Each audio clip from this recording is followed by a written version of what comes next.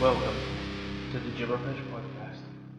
Well, we may be starting today with a retraction, but we're here to talk gibberfish, aren't we, Dom? What did we get wrong? What do we need to change? I have to hold my hands up here and hold myself accountable, really, and just say that last episode, about a month ago, I presented a false opinion on current events that doesn't reflect who I truly am, and I used a hot button issue as a talking point and chose to misrepresent myself to you, our listener. And, Donald Trump may be a symptomatic cancer representing a deeper problem within the current political discourse. But I actually do care about musicals. It turns out, when we were talking about this last week, I said I could give two shits about musicals and just kind of said very just kind of dismissive things.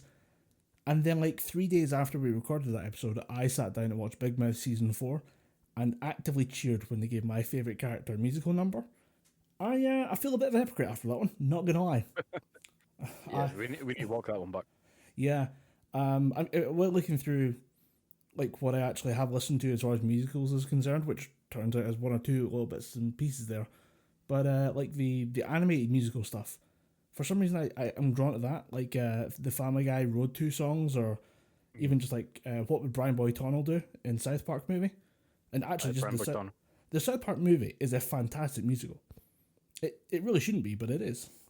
Fuck yeah, that is a musical. Yeah. Satan has a music number, a number in that, doesn't he? Satan has a banger of a musical in there. Up There, I think it's called. Yeah, because it's him singing with a bunch of the guys. I think that's going on. He wants to leave. He wants to leave hell. I'm now just remembering all the scenes of Saddam Hussein sexually harassing Satan with giant dildos.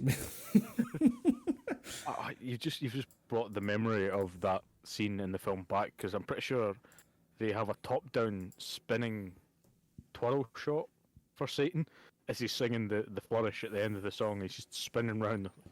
You just put the sound of music to the beat of Satan. Yeah. So yeah, it's we really did need to address that issue before we kept going. Actually, other housekeeping. I've been meaning to talk about this for months now, but one of our recent showstoppers was damaged onto the Arecibo radio telescope in Puerto Rico, where a wire snapped and destroyed most of the actual radar dish that receives the signals and any information, and then it bounces it up to the instrument platform. There was an update around the start of the year. The whole thing is now completely fucked. The instrument platform, which is the little kind of main block that's suspended over the dish, snapped. A cable going to the dish or to the instrument platform snapped, and then the thing fell and was annihilated. I would say go to, who was it? I think it was nature.com that I found the article on. And they have drone footage of the area because they realised how bad it was getting. And had a drone up there and a bunch of cameras set up to watch it because they know it's going to be good footage. And you just see this thing go, and they actually have really close footage of the wire itself snapping and giving way. The thing is gone in half a second. You're that is 50 years of human scientific progress just gone in a fraction of a second. It's quite stunning. And irreparable, I'm guessing. They can't. There's no way of fixing it. They weren't going to fix it when it was just the dish. They realised that it's too beyond the pale of destruction. They just have to call it quits. I think the largest dish is now in China, and they've actually said, yeah, we'll open it up a bit. We'll do some work. So fingers crossed we can continue the work that was being done there. But holy shit!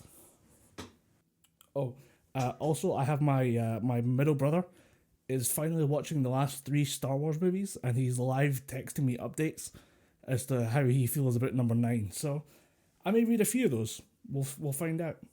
Yeah, 9's where it starts to get a bit weird, because I don't know if I said this last week. I think I did, or last week, the last time we recorded. I rewatched Rise of Skywalker, and it doesn't hold up. I remember it being watchable in the cinema. I rewatched it, and nah, it's not a good film. Really, really not a good film. I mean, we have our thoughts collected on one episode, but I think it will change with a rewatch. Yeah. But I just don't want to commit the time to a rewatch. I wouldn't. It's not worth it.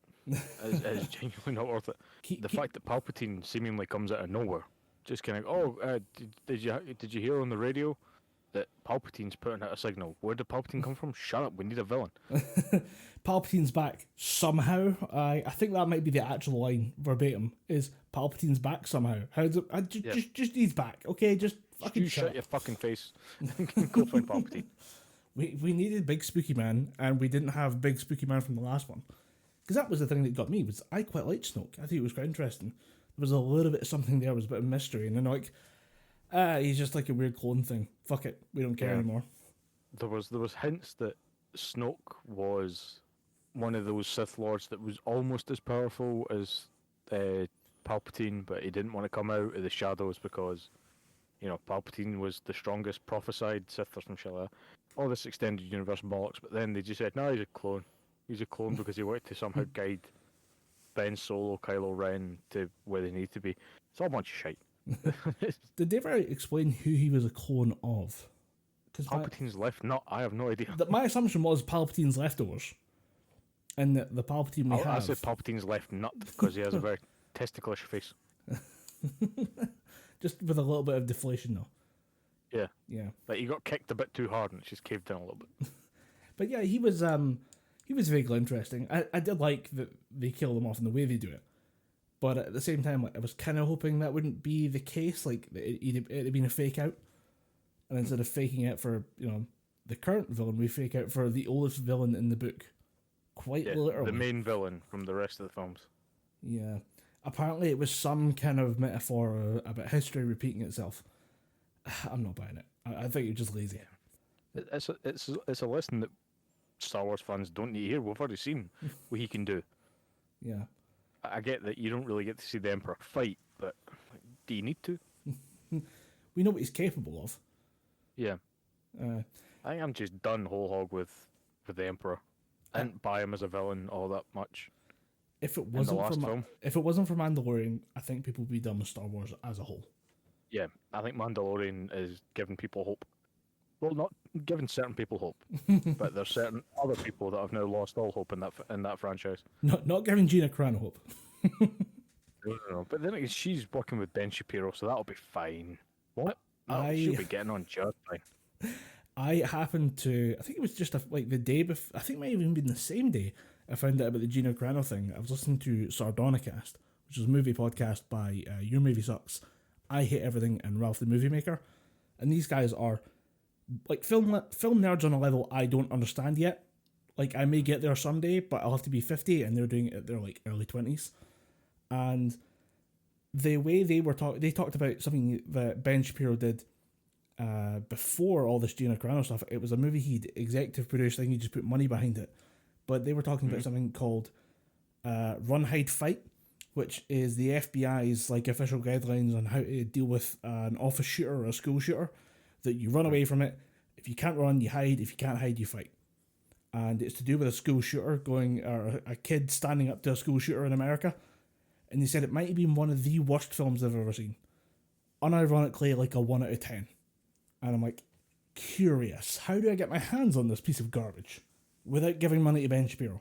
That's my trick there. Yeah, how can I get this for free so I don't give that fucking little worm any money?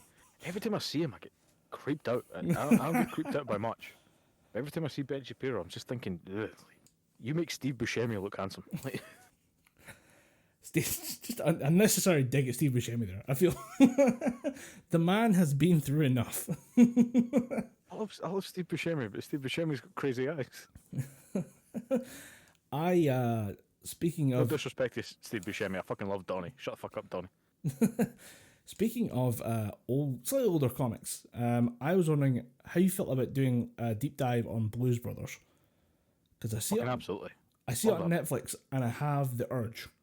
And I was wondering. Dude, I will go metaphysical, atomic on that film. Fucking love the Blues Brothers. Like you've got me started. I'm going to go on about the Blues Brothers now, but the Blues Brothers was one of those films that I saw when I was quite young, and it starts off quite funny because he's siding himself out of prison and shit like that. Then it just keeps getting funnier and funnier. There's a bit when he meets a character and he just starts getting hit over the head with a ruler and stuff. And to this day, if I watch it, fucking stitches of laughter. And the music in it, it's stunning. It was the first film that I saw that had that kind of massive soundtrack. Mm-hmm. Oh, dude, it's fucking spectacular. It's up there with The Big Lebowski for me. So at some point, coming soon, a special episode for the Blues Brothers. Absolutely. Maybe Big Lebowski too, because I mean I've only seen it twice. Dude, those are rookie numbers. You need to pump them up. I've seen it about 20 times. I do, but for some reason I got Netflix back, and the first thing I saw was a bunch of anime crap, and then was like, oh, but also I need to watch like crime documentaries, because there's people at work who watch nothing but crime docs. And I was like, what is it? What's the fascination? And I get it. I don't know the exact ins and outs of what draws me to the genre, but at the same time, it's a good genre. It's a good way to waste a day or an evening. And I will watch people talk about the most horrific shit for hours on end. Yeah. The one I was I think watching, everybody gets that, though. I think everybody gets that. They'll see something that's probably the most horrendous shit that you could see, and just you get invested in it like that. That's why they keep making films about fucking Ted Bundy. the one I watched was The Devil Next Door, and it's about this guy from Cleveland who they're like, oh, he's just like a normal everyday office worker. I was like, no, he was a Nazi like death camp concentration guard. And you're like, oh, how did that happen? And they go back and they explain, and it only came out because they accused him of being one of the worst in history. And I was like, oh, look, I worked for the Nazis in a death camp years ago, but I wasn't that guy in a Nazi death camp. And you're like, are you trying to put shades of grey on being a literal Nazi death camp guy? Like, you can't really put the shade of grey on that one and hope to walk away with it. You've started at Z. You can't then walk that back. Yeah.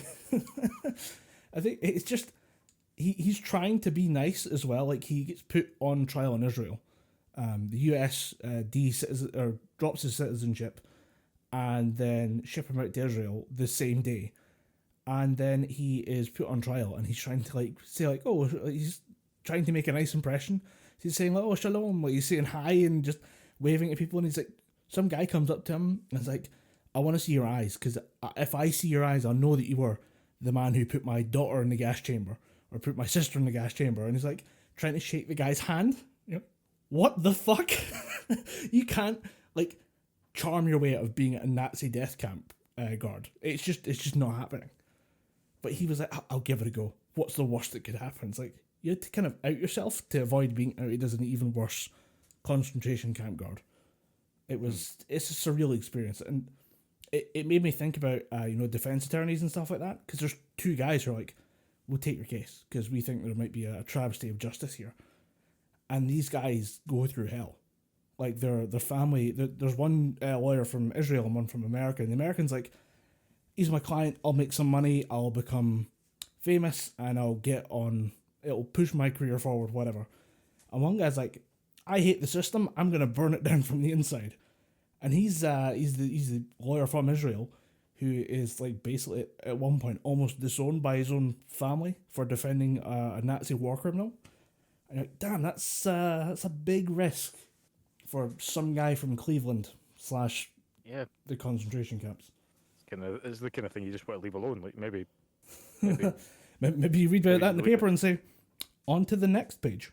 Yeah, just go, oh look, this guy died. Oh no, no lawyer can be found for a possible war criminal. Not my problem.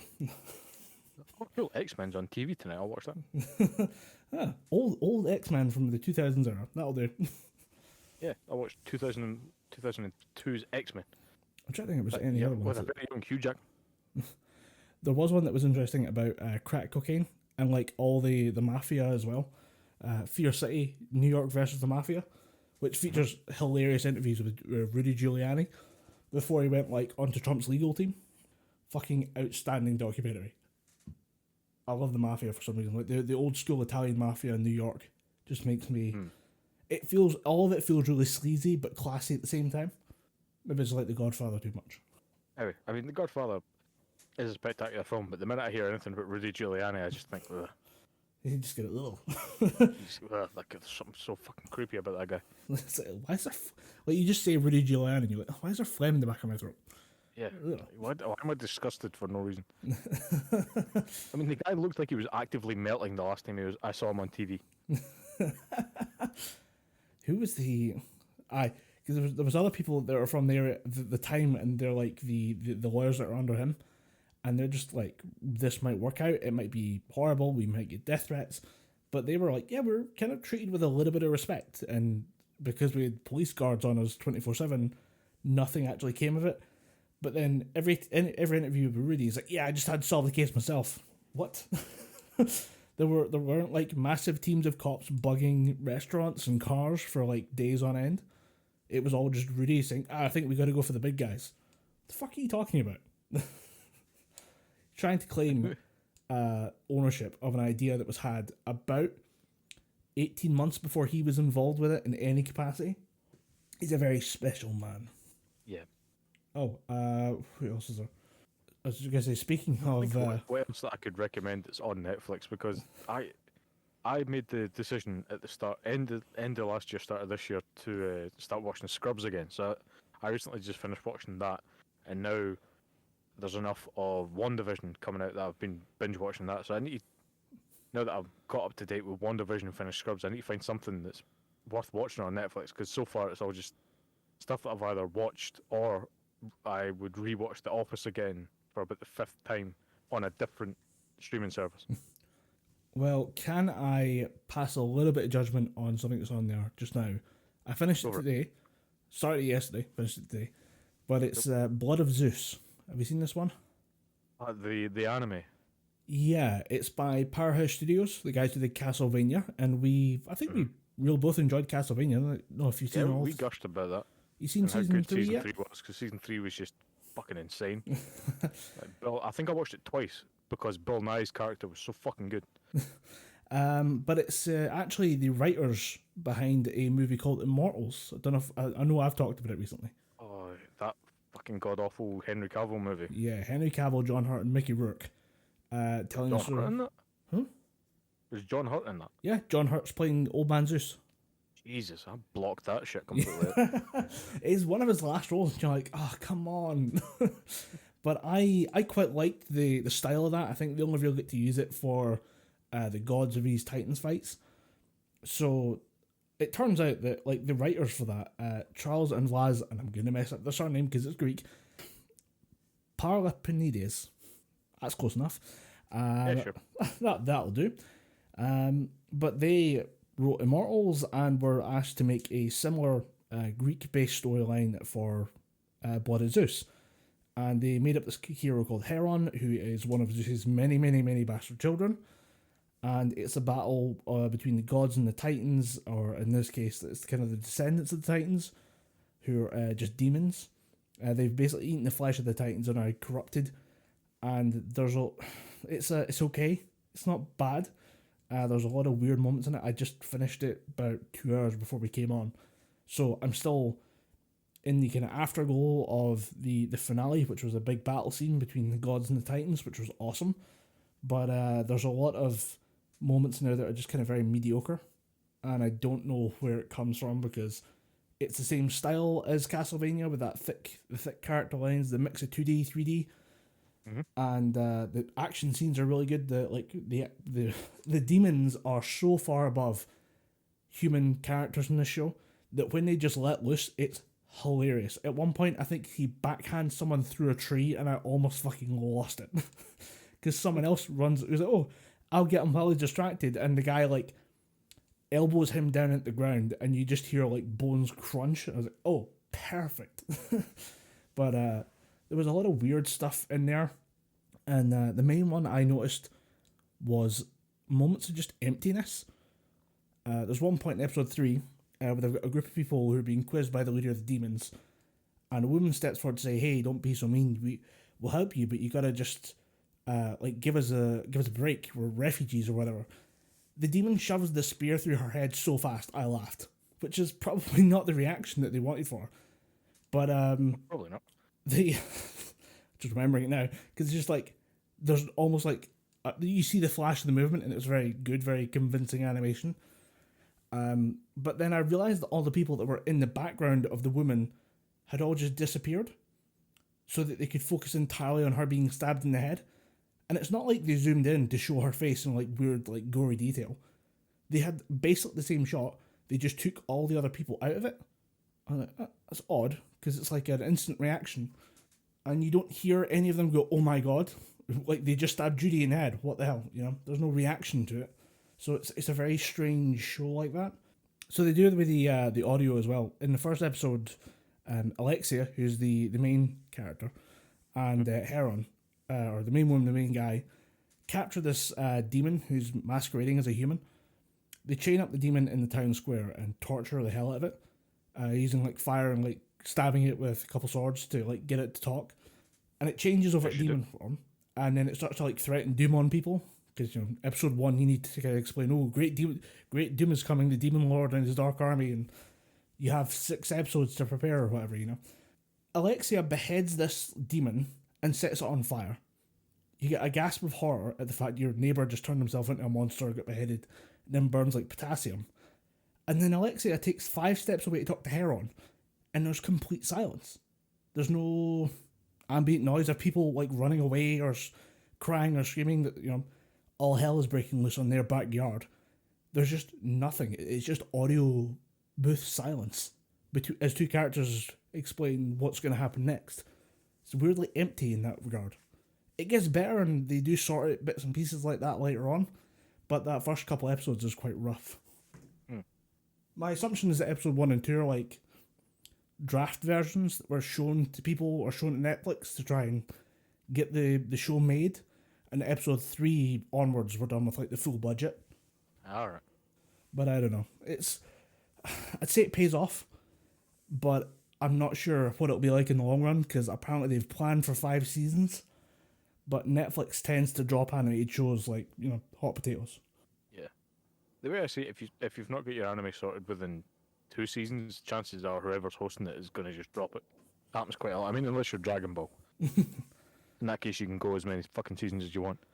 Oh, that's TV broadcast. They don't give a shit. One Piece is at 930 episodes. Yeah. They could give a fuck. They're like, it'll be on every Wednesday at 9 p.m. Golden. Yeah. As long as Toonami are wanting to post it. I think even the manga has gotten to the point where they haven't found whatever the big treasure is. I think it's just called One Piece. Yeah. I don't think they actually know what the One Piece is yet. Yeah, I reckon it's just a single piece of gold that says, "Ha, fuck you." I really hope it's a note that says, it was the friends we made along the way. The collective shit show that will unleash up on Twitter is going to be fantastic. Much like Minecraft Steve did for Smash, it would break Twitter. There's a bunch of like that old, like the friends we made along the way is like a long-standing anime meme. And if it was the actual ending of One Piece, I'd be so happy. I'd be kind of disappointed for the people who spent years reading the manga, because it's been going solid for like 20 years. But yeah, it's going to be hell on earth if it actually happens. Although I think they know they're wrapping up soon, so I mean, it's conceivable we might find out in the remains of our human lifespan. But even then, that's like 50-50 chances. They did that with Berserk as well. They were just sick of they made at the beginning of or past the Golden Age arc. They realised that Guts's personal story was getting sidelined more and more and more because he was just dealing with other shit. So they basically just said, "How can we make him focus more on, you know, killing the God Hand? We cure Casca." And then they just take it from there. So now it's Guts and a cured Casca dealing with other shit. So they're looking to wrap up fairly soon. And it can only really end, in my opinion anyway, with Guts dying. Because there's no version of this where he gets out alive. I think, anyway. Yeah. Well, the case with that is a bit different just because the sheer amount of work that the guy puts into drawing the manga. It's at the point where he... This is going to sound really, really stupid, but he made a new manga series so that he could use that as a training bed for 2 new artists that would hopefully help him finish Berserk. That's how grand the scale of like the production for Berserk's manga is. He's like making an entirely new series, but it's some people are saying he's been drawn more into that than he's been focusing on the main storyline of Berserk, and that itself has slowed down production. But they're at the point now where it's like they get 1 or 2 volumes a year at best. Yeah, So I don't know what the timeline for that is, but I get that is one that they're saying, yeah, we're getting towards the end. Get ready. You've got a year or two, whatever, to figure out what we want to do. So hopefully they can wrap it all up. I just hope they eventually give us a good animated adaptation, because the last one, 2016, 2017, was shit. Utter garbage. Yeah. And I can usually find something watchable in anything, but no, it's just the overuse of the clang sound effect, and just the animation itself was not good. The anime review channels that have done videos on it, the best thing they can say is if there were like three or four things that make up a scene, the new Berserk, the newest part of it, the first one, almost irredeemable. The second part of it, it'll get 3 out of the 4 things right, but the 4th thing it will get so wrong, it takes you back out of the scene. You're like, oh no, there it is. There's always something. And I think for a couple scenes, like, they don't know how to move the camera in 3D because no one's used to using it that way. Or the other one is the clang, where you just have the same repetitive clang noise being used. It sounds like a frying pan hitting another frying pan every time the Guts' sword is actually used in battle. It sounds like an over echoed version of the frying pan hit noise from Left 4 Dead 2. Yes. That. Yeah, it just looks like someone's added a shit ton of echo and drawn that out. But it's one of the things of like, we had an ending to Dragon Ball Z, but we were happy when it came back. I wonder if it can't be the same way when One Piece or Berserk ends, because it's been so long. It might take a while, but give it like a decade and maybe somebody will go, actually, I had one more story I wanted to tell you. Oh, for fuck's sake. I think we were happy when Dragon Ball came back because GT was so shit. So we're like, we can't end it like that. We can't end it with Goku fusing with Shenron and becoming Dragon Ball Jesus. So yeah, we can concrete over the memory. Hooray! Yeah, we've got Dragon Ball Super that continues the story because they realised that Dragon Ball's profitable. I wonder if they would still have him in the Olympics, because he was supposed to be there. They were supposed to have Goku in there as like a representative of Japan. Mm-hmm. And I hope he still makes it in, because I think it's funny. Oh, you can guarantee that there would have been anime adverts with, Goku and Vegeta doing, Olympic events, like doing shot put and shit like that, Gohan doing a sprint. They would have milked it for all of its worth. I want to see the Olympic McDonald's advert with Goku. They're like, hey, come and get in if you want. Just Goku just shows up and destroys the fucking building. 3 fry cooks commit suicide on the day. Just non-stop shoveling food into his face from start to end of the shift. They do a Godzilla type scene, or they do a Jurassic Park type scene where the water starts shaking, and it's just Goku running in and says, anything I want, huh? Who was the... have we seen anything for that new Godzilla versus King Kong trailer? I've watched the trailer. It looks good. I'll watch it because I haven't hated the last 2 Godzilla films. King of the Monsters was great. That was just a dumb dick flick. I fucking loved that film. The first Godzilla was good, but it was just, you can't put Bryan Cranston as your lead actor and then kill him in 15 minutes. Yeah. It's not how it works. But the new one looks pretty good. If they focus more on, Godzilla fighting a giant monkey as opposed to all the human shit that goes on in between it, because when they first got the new TV, first thing me and my brother watched was Godzilla King of Monsters, and I realised that Millie Bobby Brown was in it, and I don't know what the fuck she did. I can't remember what the hell she did. If I remember Phil Mental's review on it, it was that she can talk to monsters. I think it's any of them. She has a machine that can talk to monsters, a machine that can put out the frequency of monsters or something. I don't know. She can't. She herself can't talk to monsters. I think the only person that could do that was the weird Mothra twins from the original Godzilla films. or hear me out, for an extended universe, Dr. Dolittle. Bring back Eddie Murphy. They're going to say the Robert Downey Jr. version where he's Welsh and never looks at the camera. No. We can't have that sort of thing going on. No. I watched a review of that and I realised that throughout this whole film you never see the the front of Robert Downey Jr.'s Dr. Dolittle. Huh? He always talks with his back to the camera. You never see his face, or you rarely see his face. They just edited him as much as they could out of the movie while keeping him technically the lead role. Yeah. I kind of want to watch that now. So I had that on the list of like worst movies of all time. Although that list for me is getting pretty damn long at this point. Although some of that I do not recognise. But there was one I found that was called Nuki. It was I started watching a lot of Red Letter Media, who are this review channel on YouTube, and they've just been tearing at movies for like a decade now at this point. But they found a film. Not a fan of Red Letter Media. You're not? No. No.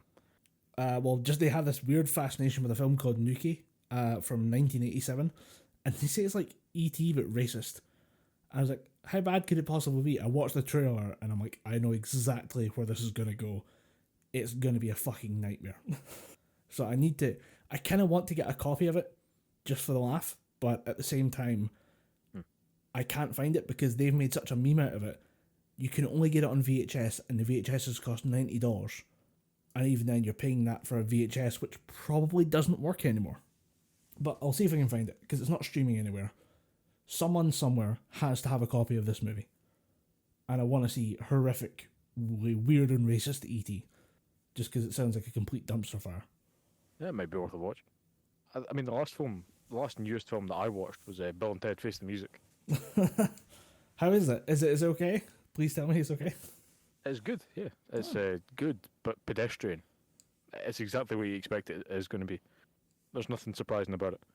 I mean, at this point, I think they were just told, can you please just make the movie so fans will shut up about it? Yeah, can we just close the loop? No, it's one thing I've noticed that is I think I've seen enough films and TV to then be able to figure out how something or how I think something's going to end within the first 10 minutes of the film. Oh, and right. the minute that sounds a very douchey thing to say, but fuck it, I said it. I can just figure out films, and I hate it. Frankly, I find the pedestrian pace of modern television to be rather predictable. Yes, as I twiddle my mustache. But I knew they were going to play it safe because there was no way they could try anything new and have. They couldn't really try anything wild without the fans going, "Hold the phone, this is bad. Like we're not having this." Wait a minute. Yeah, it's just it starts off with them playing a wedding for Bill and Ted's stepmoms. It's the same woman, but in the first film it was Bill's stepmother. Second film it was Ted's stepmother. The third film, their former stepmother is now marrying Ted's younger brother. Okay. Which I thought, okay, that's a pretty funny way to open it. And they're playing their wedding, and it's they're playing this horrible, shitty song because the whole point of the film is they make the song that unites the world. Right. And they're now getting to the point where they're in their 40s. In the third film, they're in their like late 40s, early 50s, and they still haven't made the song. So now they're just trying a random shitty bunch of like combination music to try and make the perfect song. Turns out it's just, I'm pretty sure Bill brings out an oboe and starts playing that, and then Ted's like, playing a theremin, and it's just it's a fucking funny song. I'm pretty sure you can get that exact song on Spotify. And then the whole point, like they just keep, headbutting, like banging their heads together, trying to figure out the song, and they've still got the princesses from the first two films. They're married and shit. Them trying to find the songs, but are straight in their marriage. They've got kids, and their kids are fucking idiots as well.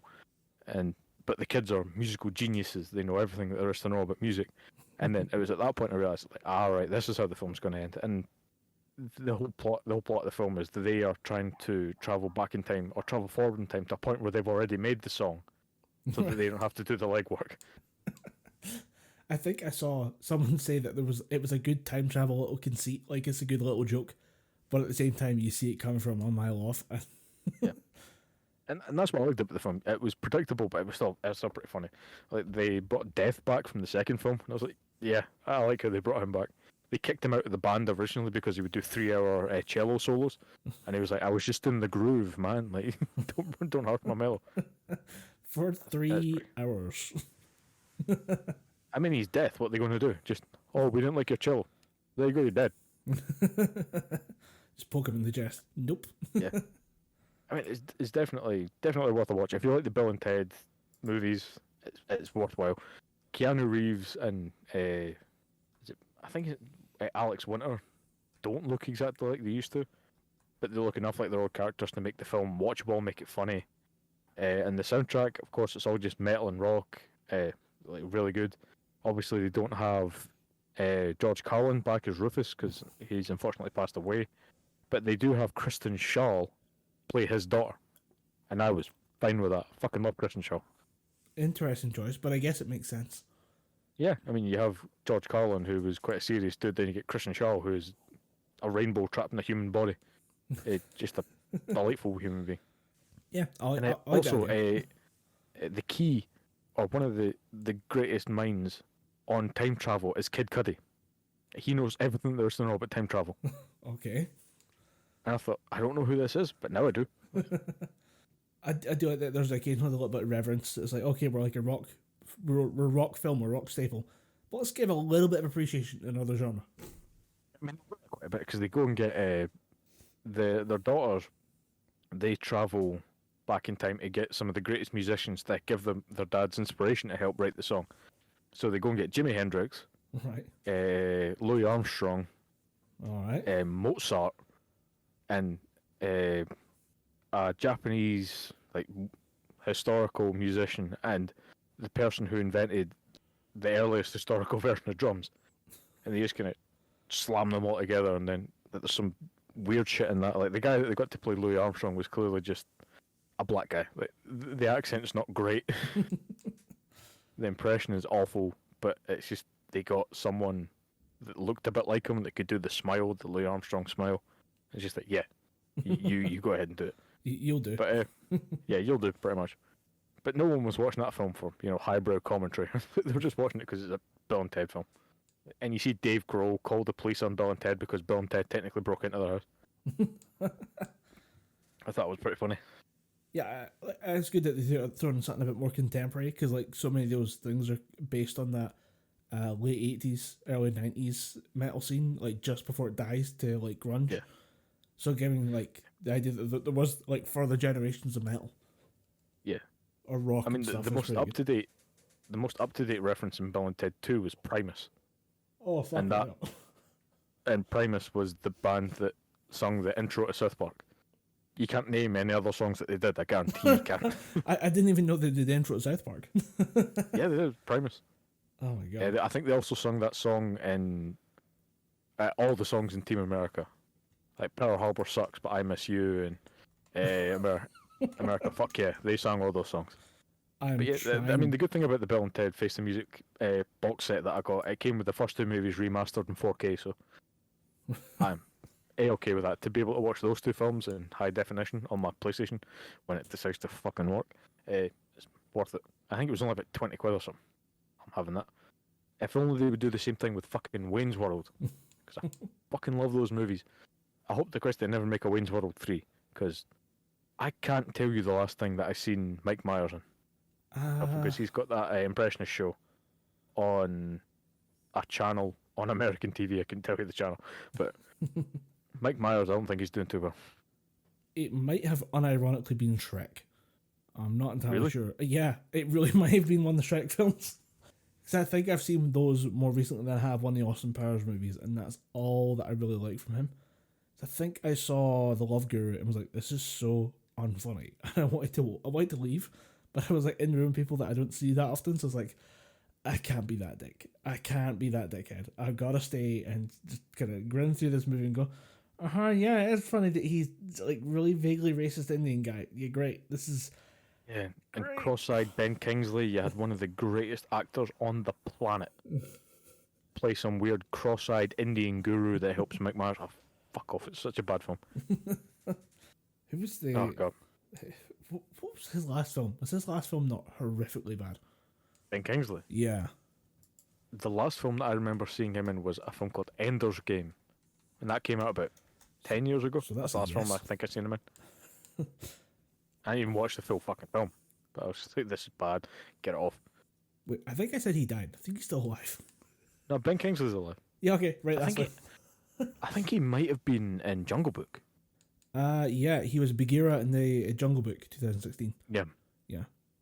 Okay. which is a very much underrated film. That film's I've watched that multiple times. I forgot he was in The Dictator. Was oh fuck yes, so he was. And he was in Iron Man 3 as what's his name? He's the terrorist. The Mandarin, Yes. the what I actor thought that was plays the Mandarin. I thought that was one of the best, like funniest kind of kind of curtain drop, revealing the man behind the curtain moments. Yeah. I've seen the I one. thought it was good. It's just that I as someone who watched the '90s cartoon, I've been wanting Mandarin to show up in some capacity in Iron Man for decades. Mm-hmm. But he'll show up when he shows up. Oh, we actually talked about films. This is way back. I think it might have been just after the last podcast we recorded. But I watched Dread again. The Carl Urban one. Yeah. Red? Dread. Oh, Dread, yeah. Yes. I was going to say Retired and Extremely Dangerous is a fantastic film with Helen Mirren, John Malkovich. I think Morgan Freeman's in the first one. Bruce Willis is there. Bruce Willis, yeah, because he's an old fuck now. He's he's an ancient fuck. I saw somebody go through his newer films right now, the ones that he's doing just to write it off on his taxes. Holy shit. It's just bad. He's not there half the time. He just can't be bothered to upset. So, I'll just use the back of the head for the body double. I'll get my shots later. You're like, okay. Fuck. Great attitude. I mean, he's just cashing the checks now. That's all he has to do. Yeah, I mean, Keep the SAG membership so you can keep working on anything big that someone wants to put you in, and then just phone it in for the rest of the year. yeah, he's enjoying his money as I wish some actors would do. Like when you see before his passing, you see Carl Reiner in a film. You're like, dude, just stop acting and enjoy your money. I get that it's something that you just have to do, but you're best friends with Mel Brooks. That's going to give you more excitement than acting. Just stay and enjoy your money. You're one of the richest people on the planet. Like, just enjoy your money. But yeah, the one thing I noticed after watching Dread is that obviously Netflix's algorithms for suggesting what you might want to watch. Mm-hmm. And I wanted to read you some of the things that came up on the list after watching Dread. Assassin's Creed, Mortal Engines, and Battle Los Angeles. I mean, just 3 herds of movies. Like, you go from Dread, which is probably one of the best superhero movies of the past decade. Mm. I think it came out 2010, 2011 or something. Whenever it was. Something around there. Maybe Yeah. later. Dread's a fucking phenomenal movie. Talk about something that just takes... It's not exactly 100% canon or true to the comics, but it just takes what Dread is and makes that exactly. Yeah. Takes the essence He of never Dread and then runs with it. Yeah. It takes the exact essence of Dread and just puts that everywhere, makes that on point. Yeah. It never takes his helmet off. Fucking fantastic film. And then you go from that to Assassin's Creed, which I don't remember watching, but apparently I have watched it. Because I remember the Animus scene, where the Animus kind of plugs into his back, and then it's him in some kind of big massive virtual reality room, instead of him, in the actual Animus where he's lying down getting plugged into the machine. I wanted to watch Mortal Engines, but then I realised if I wanted to watch Mortal Engines, I could just watch Hell's Moving Castle. Apparently a better version. And then, what was the third one? Battle Los Angeles. There are more. But Battle Los Angeles. Yeah. That's that horrible, horrible film with Aaron Eckhart. And I think so. Yeah, it in the is. film, Yeah, because I was thinking for a moment. I was thinking about the John Travolta one, the one that's about Scientology. That's about Scientology. Yeah, John Travolta did a movie about Scientology. Basically, like 1,000 years on, aliens come along and yeah, World Invasion, What's that, Battle of Battlefield Los Earth? Angeles, 2011. Battlefield Earth. Yes, that's very similar names. That's why we're confused. Oh, fuck, you've just made me remember the end of Battle Los Angeles, and it's just, oh, you guys have done a service to your country. Go in there and grab some breakfast. And they start going, oh, we need to deploy units to here, here, here, and here because those fuckers are still everywhere. And they start reloading their guns and it goes, guys, I thought I told you to get some breakfast. Sir, we already had breakfast. Let's go. We eat aliens for breakfast. Oh, for fuck's sake. I went to see that for someone's birthday, and I said to him, would you be offended if I walked out? And he said, I'm already going. He got his coat and walked out. I'm following that guy. It's like that. That makes sense. I think there was about 8 of us that went to see this film. Me and the guy whose birthday it was walked out. One of my friend's girlfriends went, where are you going? I went, that we're gone. And they just went, don't fucking leave us. Then 8 of us all just walked out Because we're still a bit. Don't leave us here. You could all just leave. No one's stopping you. We're all agreeing this film sucks ass. The worst part is, it is ripping off a better film. It's ripping off Black Hawk Down, where they have they basically run in, everybody drops their gear, reloads, rearms, grabs like half an MRE, and is eating it on the way back out to the chopper to redeploy. And it's a much better film. And it's because I think the only reason we went to see that is because Aaron Eckhart was Two-Face. And I think that came out around about the same as The Dark Knight, same time as The Dark Knight. So like, he's got to be a great actor. Yeah, I mean, he killed it as Two-Face. He's got to be good. Then he watched that, and I was just, what the fuck was that? I'm pretty sure Kel from Keenan and Kel Thompson was in that. I don't know. I need to check. I remember him being in it. I saw this film once on DVD when we got it at like the Christmas it came out, and after that I was like, fuck this. I'm never returning to this film again. This conversation right now is the most mental energy I've spent on Battlefield Los Angeles in a decade. Easy. In the cinema, no shit, I had to excuse myself and go and do, just childish shit in the cinema. Like, I started throwing jelly beans at someone. I was that bored. I like that you say you excuse yourself. Like, you just sat there looking at a bag of jelly beans, looking at some bald guy 3 rows down, and like, excuse me, ladies and gentlemen, I must attend to some urgent business. Yeet. Just kind of, cause I was sitting next to some people. It was this guy's birthday, and you could tell he wasn't into it because he just kept scrolling on his phone. It was like, just getting that kind of don't want to be here, exhale, just kind of not wanting to be in this space right now. And I just went, oh, fuck's sake, what am I going to do? I'm bored senseless. I don't have anything on my phone because I was using Blackberries at the time. I can't play games on my phone. And I had a bag of fucking jelly beans in my pocket, and I just took them out of my pocket and I went, excuse me for a minute. Fucking right on his dome. Fuck you. Just started throwing jelly beans at this guy. Oh, other things on the list. Terminator Genesis, Wild Wild West. Fuck no. Jesus. Dracula Untold. It's probably the most watchable out of that list. I quite like that, just because I like Luke Evans, and he's quite fun. And and Charles Dance's on Immortal Vampire is probably too close to home at this point. Like, the worst part is, that film, I've got the Blu-ray for it, there's extra scenes in there that would have made the film a lot more fun and a lot more weird. Like, at one point they were going to go find a witch's hut. There was actually a giant tentacle monster at the same time. So you had like a shed on top of a weird land octopus that just ran away in the woods. Like, that would have been cool. Show me that. So this bullshit. Both of the new Hulk movies, like the Ang Lee and the Ed Norton one, before the MCU. And then Rampage, that film with The Rock and the albino King Kong. Yeah, that was not bad, but it was still not fantastic. It just begs the question, what does Netflix have against Dredd? Alright, Dredd's a good movie. Why are you putting it with this shit? Yeah, I mean, why? Dredd's a superb film. Why lump it in with all that crap? Because that is just diarrhea. Visual diarrhea. All those films that make you sad that you watch them. Yeah. I think I own Rampage on Blu-ray. Can I borrow it? I don't want to pay money for it, but I want to borrow it. I mean, if it's on Netflix, I may as well just watch it there. Oh yeah. I'm not going to be able to get a copy to you anything. Oh yeah. So the worst part is the logistics side of this quarantine, because we are still under lockdown. Things are looking a bit better now. I tweeted out the recent infections map or something like that for Scotland, and it's improving. I think we're doing a little better, but the English are just not getting the point somehow. But we're doing all right, although apparently our vaccinations are going to slow down in the next couple of weeks, so that'll be fun. Yeah, which is probably not the best way to do it. I say we just keep pulling them out, just keep apparently giving it's the a vaccines. Supply issue, so I don't think we have a choice here. So because we didn't get a massive supply of the vaccine here. We just kind of got, I think we got something like 2 million doses for the entirety of the UK. Fuck's sake. Yeah, which is not a good sign. But speaking of supply and demand, my Xbox Watch continues unsuccessfully. It's not going well. Are you still not? Are you not waking up at 4 a.m. to check Argos and Amazon religiously? I have shit to do, man. I have a 12,000 word dissertation to write.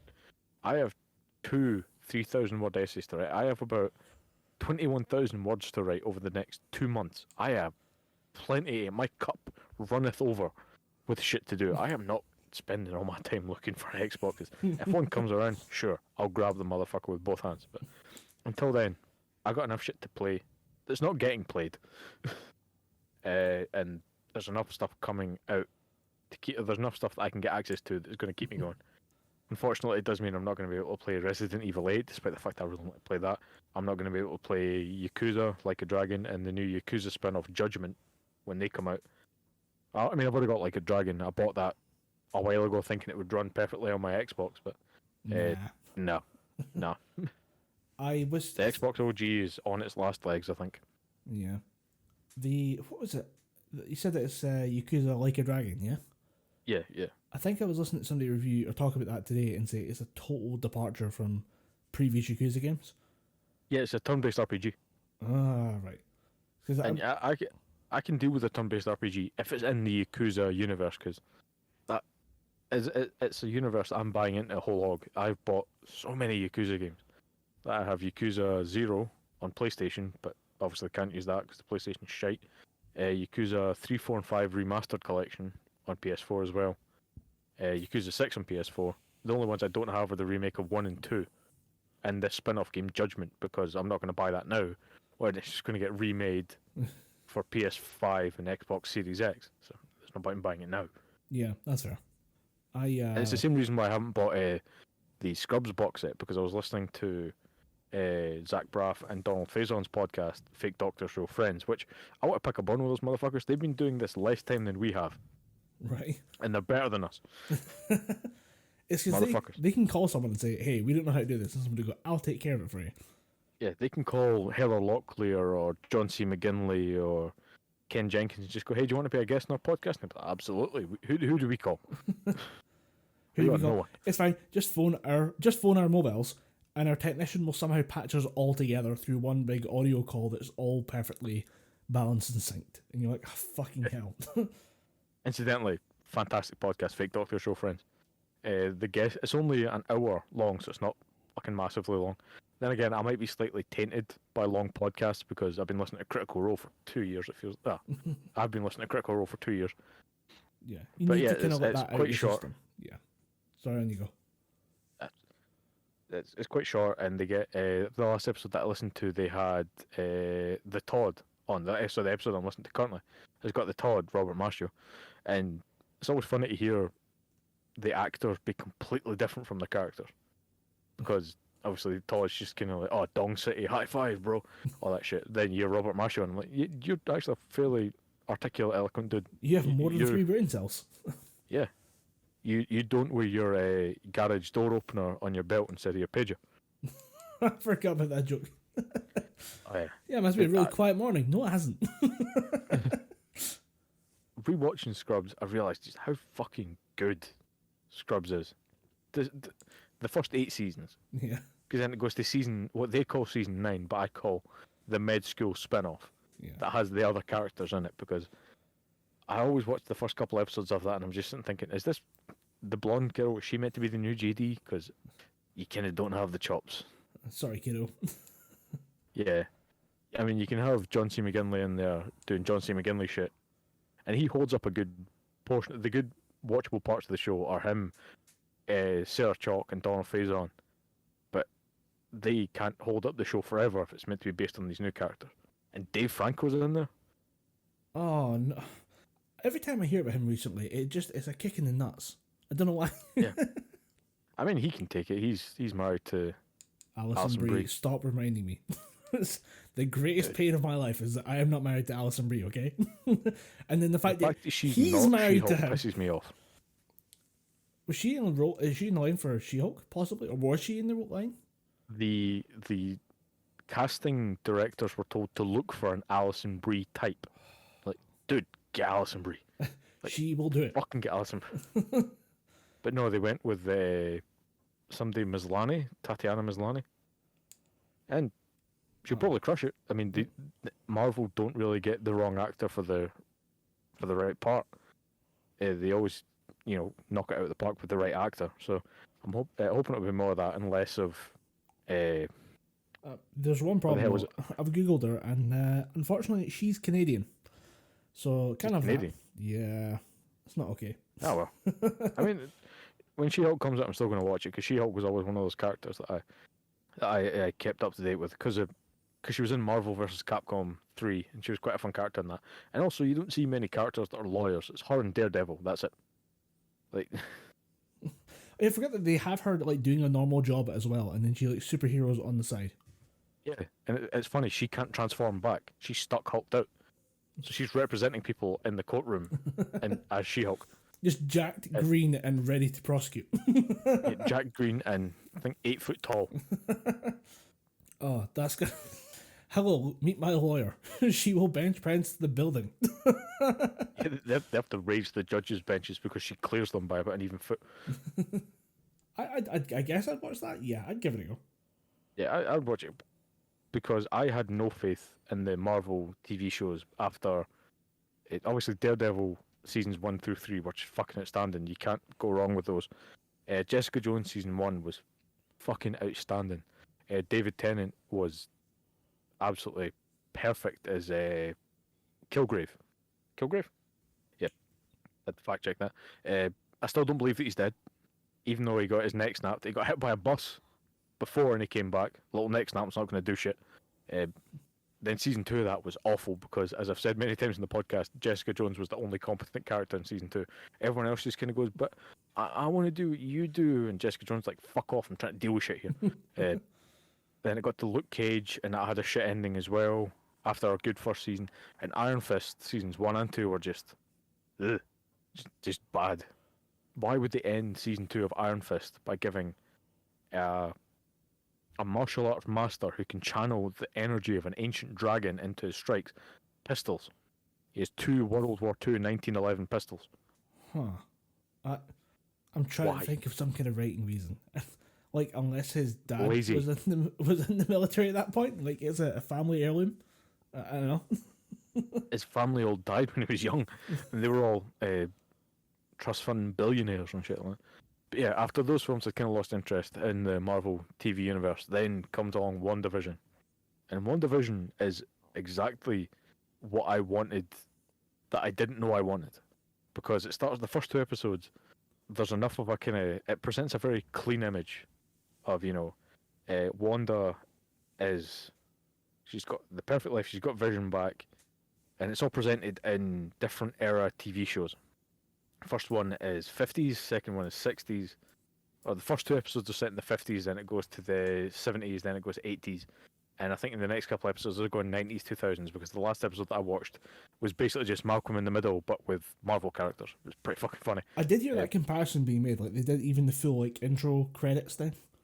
Oh yeah, and even the talking to the camera was just, that was very much Malcolm in the Middle. But there's the sitcom type episodes, which is Wanda trying to control her universe, because I don't want to spoil it, because I genuinely just want people to watch it for yourself, so I'm going to keep it spoiler free. For reasons that you find out in the show, she's trying to control the universe to suit her needs. And then there's other people outside of that trying to figure out what the fuck is Wanda doing, why is this happening. And there's a couple of sneaky little references that they throw in there that only really attentive people are picking up. Like there's a point in one of the later episodes where a character says, I'm going back into they call it the hex, like Wanda's little bubble that she's created, a little alternate universe. She says, I'm going back in, and another character says, no, you can't go back in. Your anatomy was altered when you left the bubble, and it's going to be altered again when you go back in. If you go back in and come out again, who knows what the fuck's going to happen to you. Your cells are going to mutate. And I was like, motherfucker, this show's creating mutants. Interesting. So I think if that's how they do it, they're going to use that as a kind of, we're making mutants in this program.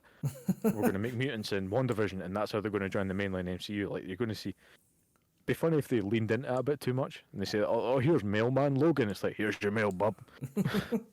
I would just love for them to just turn around, like, directly to the camera. If you go in there, you will make mutants. Mm-hmm. Yeah. Wouldn't that be a shame? From what I've heard, like, it is the type of show that might do something that silly. Probably, because it starts off as this kind of weird sitcom with Wanda and Vision, but then you see the cracks in the perfect little picture. There's one point where someone keeps asking Wanda a question, then Wanda tries to kill him, but by choking on a piece of food, and his wife is sitting there because Wanda controls everything. She's sitting there trying to get him to stop it, but she can't shout at him. So she's just sitting there smiling, going, "Stop it, please stop it." And it's fucking creepy, but there's little cracks in the thing and in the show as it goes on, as you get further into Wanda's breakdown, essentially, that shows you that there's some kind of weird otherworldly aspect to this. A lot of people are saying that it's I mean, this is all fan theories. There's been nothing confirmed at all. This is just speculation, but there's a involvement from the demon Mephisto, who's basically Marvel's Satan, making deals with Wanda to try and further her end. And if it is Mephisto, leave Mephisto with Wanda and Vision. Don't let Mephisto go anywhere near Spider-Man, because that's where we get the bad comics involving Spider-Man. But at the same time, we kind of need to let him... Well, actually, you could maybe keep him in that arena as long as he can interact with Deadpool. Just so we can have Deadpool versus the Devil. I think there was actually a comic book like that, and then he couldn't make sense of Deadpool, so he just threw him away. Like, just fuck it, you go back to Earth. I can't deal with you. I cannot deal with shitposting in real life in human form. I'll throw you back to the universes. I can't deal with the personification of 4chan. Get the hell out of here. Did we mention that there is supposed to be a Deadpool 3 on the way? Yeah. And that it should bridge the gap as well? Yeah, it's a good thing and a bad thing, because apparently they've stripped out everything except Ryan Reynolds. I did hear there were a few writers and stuff still attached, so because I think they said Ryan Reynolds was working on it with someone from Deadpool 2. Yeah, I can imagine them getting rid of a few of the cast members, because I don't think Disney really want to work with TJ Miller anymore. Nobody wants to work with TJ Miller right now. But getting rid of... I think they're still going for the R-rated tag, which is fine. Yeah. Because you need that for Deadpool at this point. Yeah. I just don't agree with them getting rid of a lot of the secondary characters. Like, bring back... What was the blind lady that he lives with? Oh, you could bring her back. That's not going to be much of an issue. I think what they'll come back to is X-Men casting. Yeah, bring back Blind Al. I want to see Leslie Uggams back in this shit. Yeah, she's great. And I think you can have her because she exists within her own little bubble with Deadpool. But I think once you get to the X-Men and then, what's his name? The guy with the cyborg arms, Josh Brolin plays him. That presents problems. Cable, yep. That presents problems. I mean, not really. Thanos is dead, so... True. Maybe he could get away with it. But it would take... They're doing that with... I can't remember the character that she's playing, but there's an actress called Gemma Chan who was in Captain Marvel playing a Kree sniper called Minerva. Right. And she is in Eternals playing a completely different character. So if they've killed off one character, they can just recast them. Fair enough that Minerva was blue in Captain Marvel, and obviously in Eternals it's just regular human skin tone. Right. So they can kind of get away with it like that. And there was also talk of Vin Diesel playing a live action Black Bolt, because he doesn't need to speak. You're never going to put two and two together that Groot and Black Bolt are the same person. Right. He just needs to stand there and every so often open his mouth and let a nuclear explosion happen around him. But are we ready for Ultra Super Saiyan jacked Vin Diesel? Because you have to get to that state to be in these movies. If Kumail Nanjiani can do it. Apparently, by the way, he's kept that up. I haven't checked in on probably had to, because Marvel have been probably doing reshoots for that. Yeah. No, apparently he's kept up. It should be done. Or it should, obviously, with COVID being a bit of an issue. But I think he just kept it for fun. Interesting. So WandaVision is... I like the idea of WandaVision being very weird, because we were talking about WandaVision at one point during this conversation. But I like the fact that Marvel has spent so long taking flack for being like repetitive movies and very predictable same movies.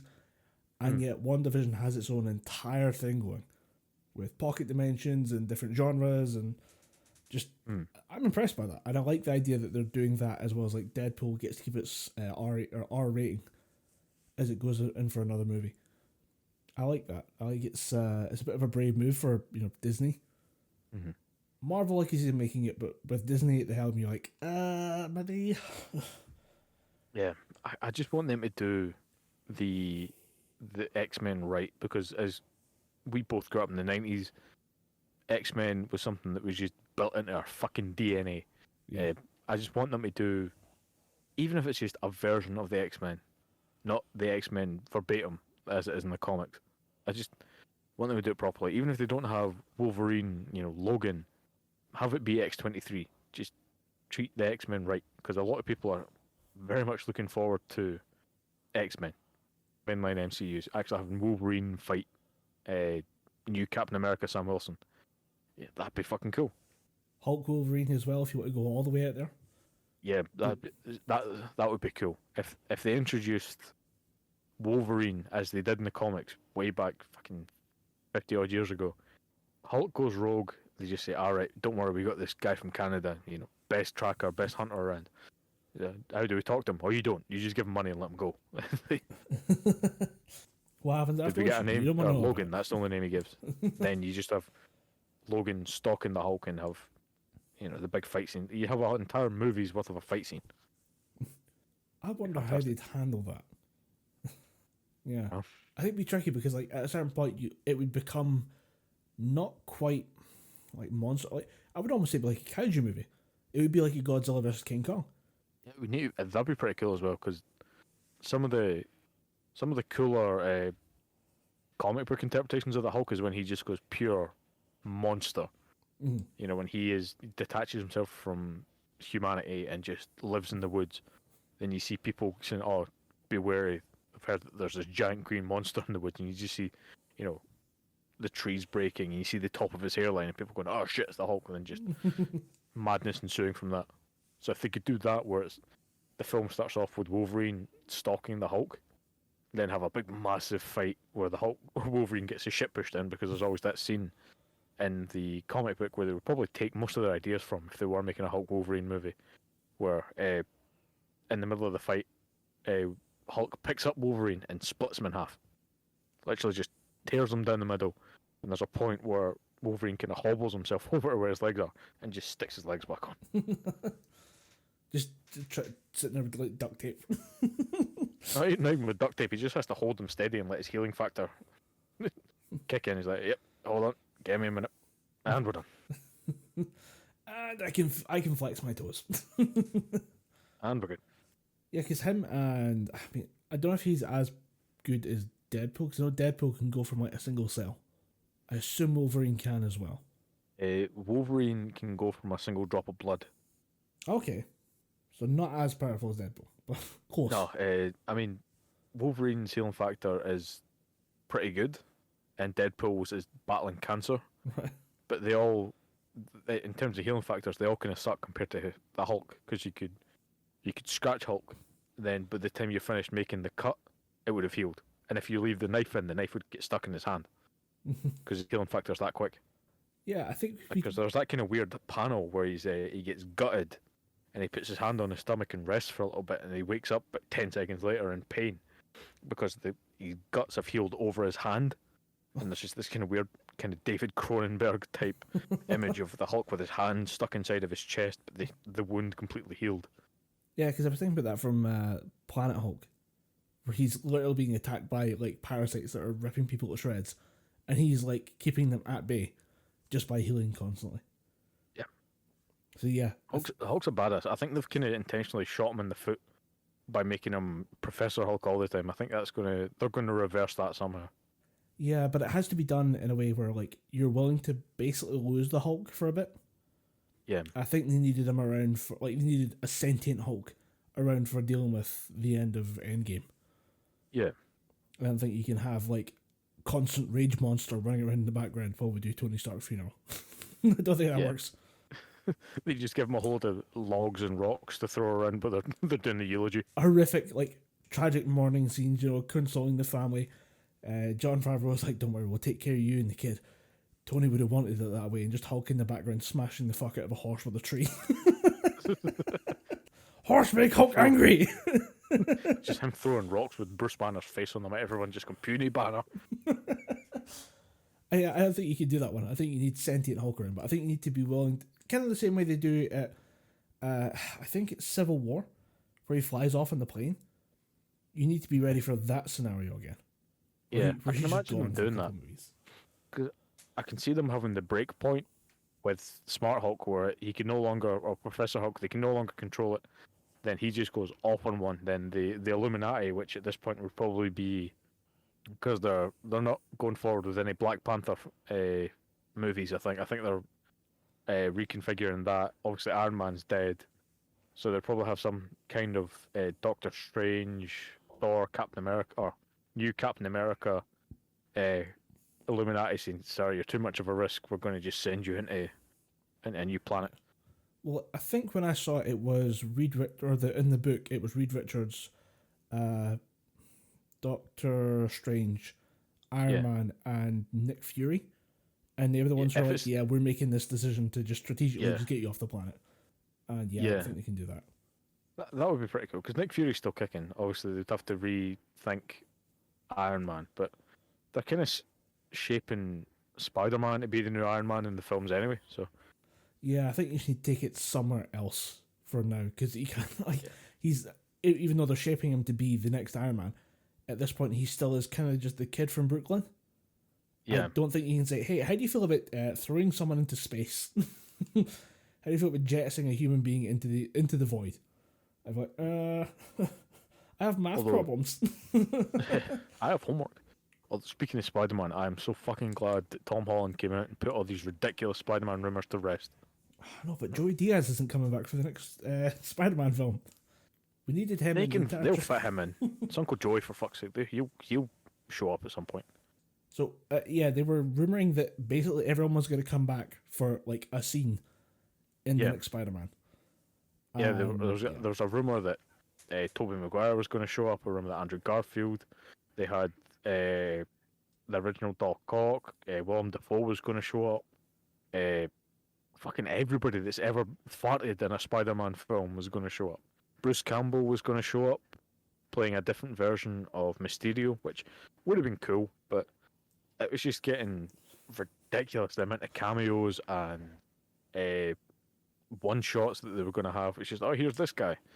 They were going to have Tom Cruise playing Iron Man from an alternate dimension because he auditioned for the role of Iron Man originally. That was so on the... Going to have... Who makes a rumor that's that stupid and who goes, okay, maybe it's going to happen, guys? Yeah, they're going to have Tom Cruise show up in a Marvel film. Fuck that. Like all the previous Spider-Man coming back with previous Spider villains, that's a cool idea. Multiverse, kind of play around with that, give a tip of the cap to the animated one. That makes sense in a way. But then being like, yeah, and then like we're going to get Barack Obama to come in as Black Panther's uncle. And you're like, what the fuck are you talking about? You're like, scale it down to a reasonable lie. Give us a little bit of wiggle room here. Yeah, like, halo your expectations. Let's just make sure that we're not going too mental with this. Tom Cruise's Iron Man. What the fuck? Yeah, it was all because they had Doctor Strange was going to show up in Spider-Man 3. Or is going to show up in Spider-Man 3. And he's also showing up, or his film, Doctor Strange 2, is Multiverse of Madness. Right. And that was meant to be a kind of a horror film with him and Scarlet Witch. Which I think that's still going ahead, but because he is then going to be in Spider-Man 3, people are saying, oh, there's going to be a multiverse, there's going to be a... It's all going to tie together. Yeah, it's all going to just bring it forth and we're all just going to have this massive, insane film. Do you really think they're going to do that with Spider-Man 3, which is probably not even going to be... I get that Far From Home ended the last phase because it was the only film after Endgame. But do you really think they're going to... Spider-Man 3 is going to come out in the middle of the season, as it were. We don't think they're going to waste all that cameo and all that budget on a middle of the run film. I don't think so. Yeah, but I think COVID's putting a big shot in the dick to everything they had planned. So yeah, I think I wouldn't be surprised if they learned the entire thing is going to go back to the drawing board. Maybe not the probably. Yeah, especially with death of like Chadwick Boseman and stuff like that. Just Black Panther's such a good character to have in the MCU, especially post Iron Man. Like, he could be a rallying point for the Avengers. Yeah, he could be the voice of reason.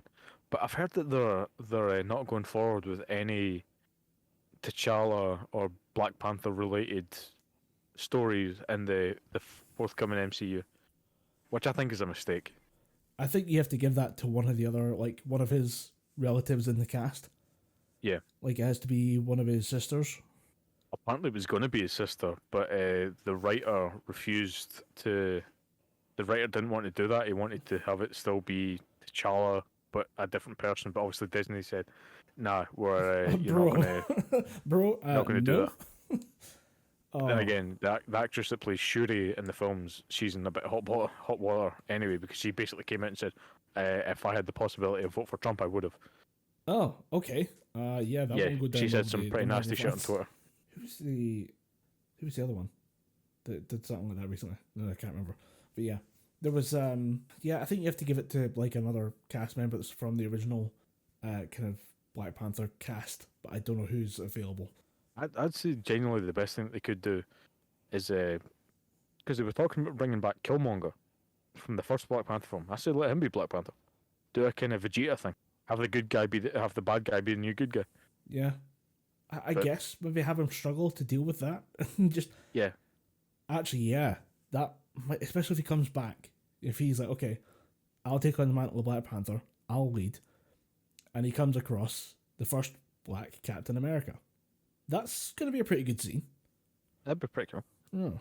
But that's the thing about the Marvel films is they have so many backups to their backups to their backups. They're like the most prepared D&D players of all time. They have backup characters to their backup characters to their backup character.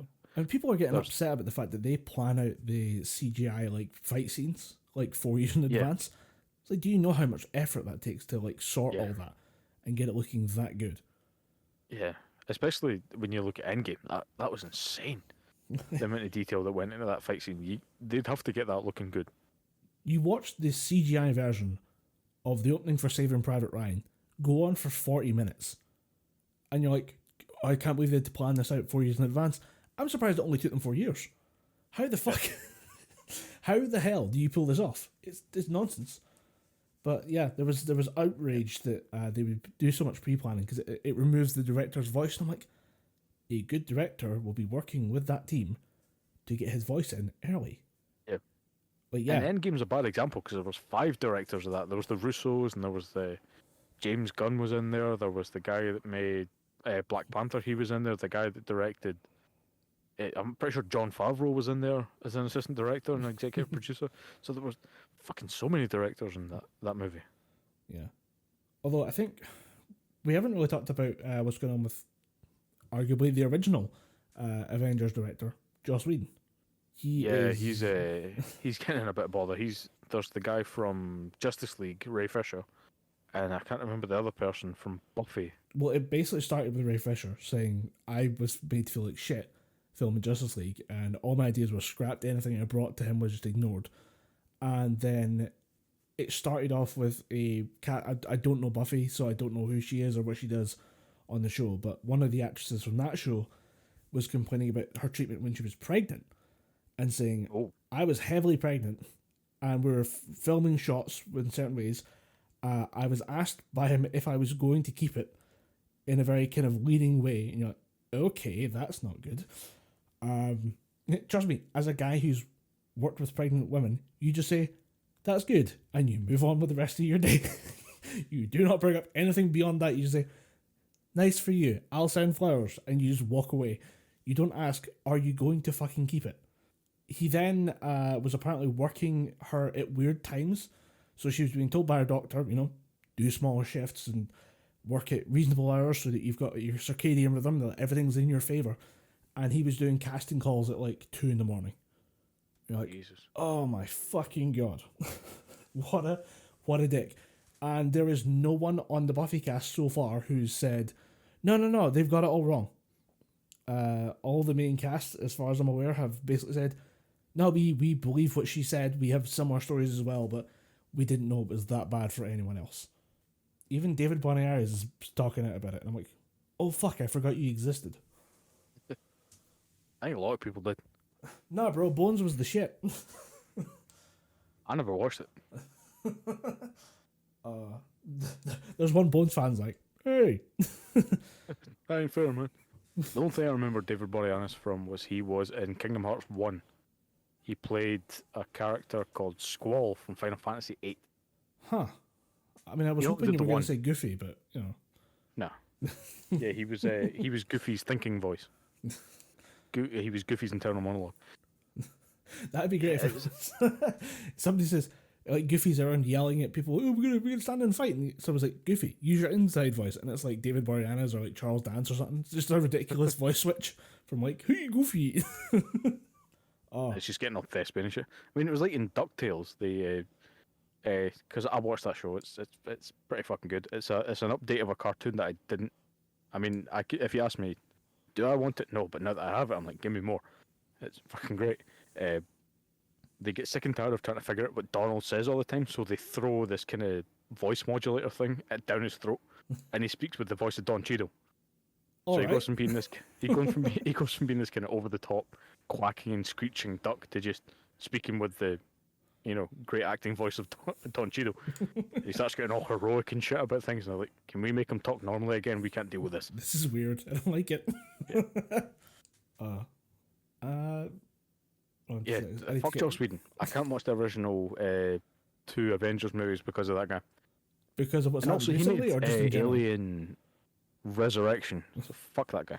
I was saying just because of what's happened recently, or just in general. Just the shit that I've heard about him, just being so dismissive and being generally. I mean, in general, Age of Ultron's not a great film, and Alien Resurrection is fucking god awful. But just all the shit I've heard about him and what he did to Justice League, and just kind of soured my opinion of him, because the first Avengers film is fucking amazing. But now that I know that he directed it, and there's probably a bit more of what we've seen from these 2 actors and that film, seems a bit.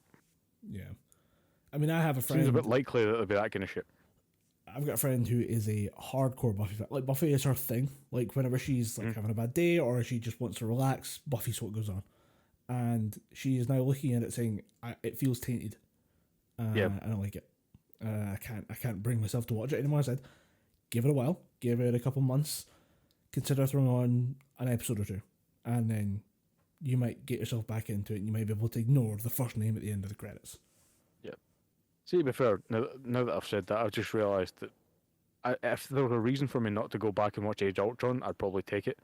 But if I do want to rewatch the original Avengers, I probably will just watch it. Like, it's that good a film that seeing Joss Whedon on it, it's probably not going to stop that on much.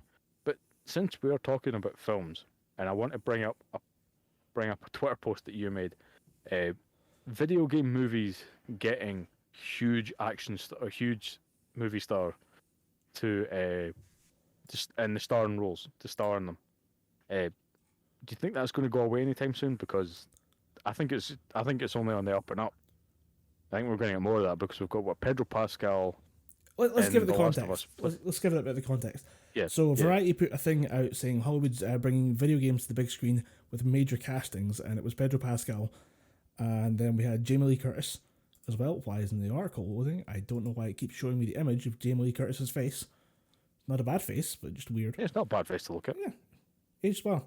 You have Bella Ramsey from Game of Thrones. Game of Thrones. Tiny little midget queen. Fucking big fan. Yeah, she's playing Ellie in The Last of Us. Yeah, it'll be interesting. I'm all for it. Yeah, it's a thing of like, I'll give it a go. And I think they're trying to make a move into having it be a kind of like the renaissance of the comic book movies. They're trying to make that happen for video games just by throwing stars at it. And I just the casting is not the issue with these movies. The issue is the movies suck. So Yeah. So yeah, and I just said that's what video game movie adaptations need: stunt casting. The talented people stepping into the roles, because I do like just about everyone's named in the article, but I have no faith in a video game adaptation until it's a finished product. Hype gets intense for this type of film, and we've been burned too many times before. So yeah, I think the stunt casting might help bring more attention to it, and might provoke people to make better movies, but the pressure needs to be there from fans and studios to understand what makes franchises good as games and how to translate that into a film. So, I think Sonic gave people a lot of courage, because that film worked. A lot of people liked that, and the sequel, Sonic the Hedgehog 2, because someone was working overtime in the title department. Is probably making people a lot more comfortable with the video game films. But what I don't agree with is, like you said, the big casting is fine, but just what they need to do to make it presentable is what I don't agree with. Like how they contort the stories and how they contort the characters just to make it work on screen. Like I said, I don't agree with it because they take characters that work perfectly fine on their own. Like if they take Lilith, her whole point in Borderlands 1 is just she wants to get to the vault. She's not some kind of legendary thief that turned vault hunter. She's a vault hunter. She's doing it because she wants to. Obviously, there's not a tremendous amount of backstory in Borderlands 1 that you can really draw upon too heavily, but the characters themselves aren't really the focal point of the game. The focal point of the game is you go and deal with the other characters and the NPCs, and they flesh out the story for you. Then the final boss kind of ties it all together, and then you get the next set of, then you get a sense of what the next game is going to be like. So taking this Siren Vault Hunter and just making her this legendary thief kind of seems a bit like they've taken a character from the game and just kind of put it in a mold that they had and went, that'll work. And Roland being played by Kevin Hart, I don't fucking agree with any percentage. I fucking don't agree with it at all. He's not that much like a witty gunslinging guy. I'd say he's a bit more practical, but more like stoic in a way. Like he's not quick with the jabs, as far as I remember. Yeah, Roland's not the funny guy. Yeah. Roland is he's the soldier, he's the leader, he's the charge up the hill, plant the flag type of dude. He's not meant to be the funny guy. And the biggest thing that annoys me about the casting for the Borderlands movie is Jack Black as Claptrap. I like Jack Black. Not a massive fan of Claptrap. Don't put those two together. Like, keep them fucking separate. I ain't happy with that. I can sense an attempt to recapture the magic, air quotes on that one, of Olaf from the Frozen films, where it's like we get a funny guy and put it in a cute character, and then we sell toys. You know, yeah, probably the way that movies are meant to be made. The cast of Borderlands is shaping up to be almost the exact same, with two additions. Those being Kate Blanchett as Lilith and Jamie Lee Curtis as Tannis. Yeah. The cast is exactly the same as Jumanji, because you've got Karen Gillan. She's in it as an unknown character. I think she's probably going to be Commandant Steele, which doesn't make sense to me because you've got red-haired Karen Gillan. Why shouldn't she play red-haired Lilith and have Kate Blanchett play the villain? I think that would work out better. But Kate Blanchett is a good villain. Exactly. We've all seen Thor Ragnarok. So you've got Karen Gillan playing an unknown character, you've got Jack Black playing Claptrap, and you've got Kevin Hart playing Roland. I will put money on this now that when they announce Brick, it's going to be The Rock. Do you think it's their production companies coming together, like Kevin Hart? I can't remember which production companies in $7 for The Rock. Yeah, I think it's a Universal movie, and Universal make Jumanji, so they're just taking pretty much that cast and premise because it made Jumanji work. Those two films are great, and they're just kind of copy and pasting that over here, getting a couple extra guys in. Yeah. The only person that they haven't cast so far is obviously they haven't cast Brick yet, but I'm willing to put pounds on this, money on this, that it's going to be Dwayne The Rock Johnson, and they haven't cast Mordecai, the sniper, who's the Hispanic sniper. Pedro Pascal. But I guarantee they can't get Pedro Pascal. That guy's busy. Not busy enough. Like if Universal showed up with, how would you like to make infinite money? Yeah. But my question for that one, the only thing that's stopping The Rock from being that in my head is The Rock willing to play a character that's that dumb?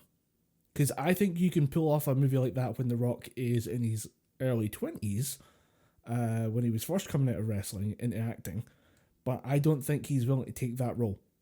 I reckon they would do it if they had a character reversal when Brick is the kind of leader hero type, but Roland is the wisecracking Joker.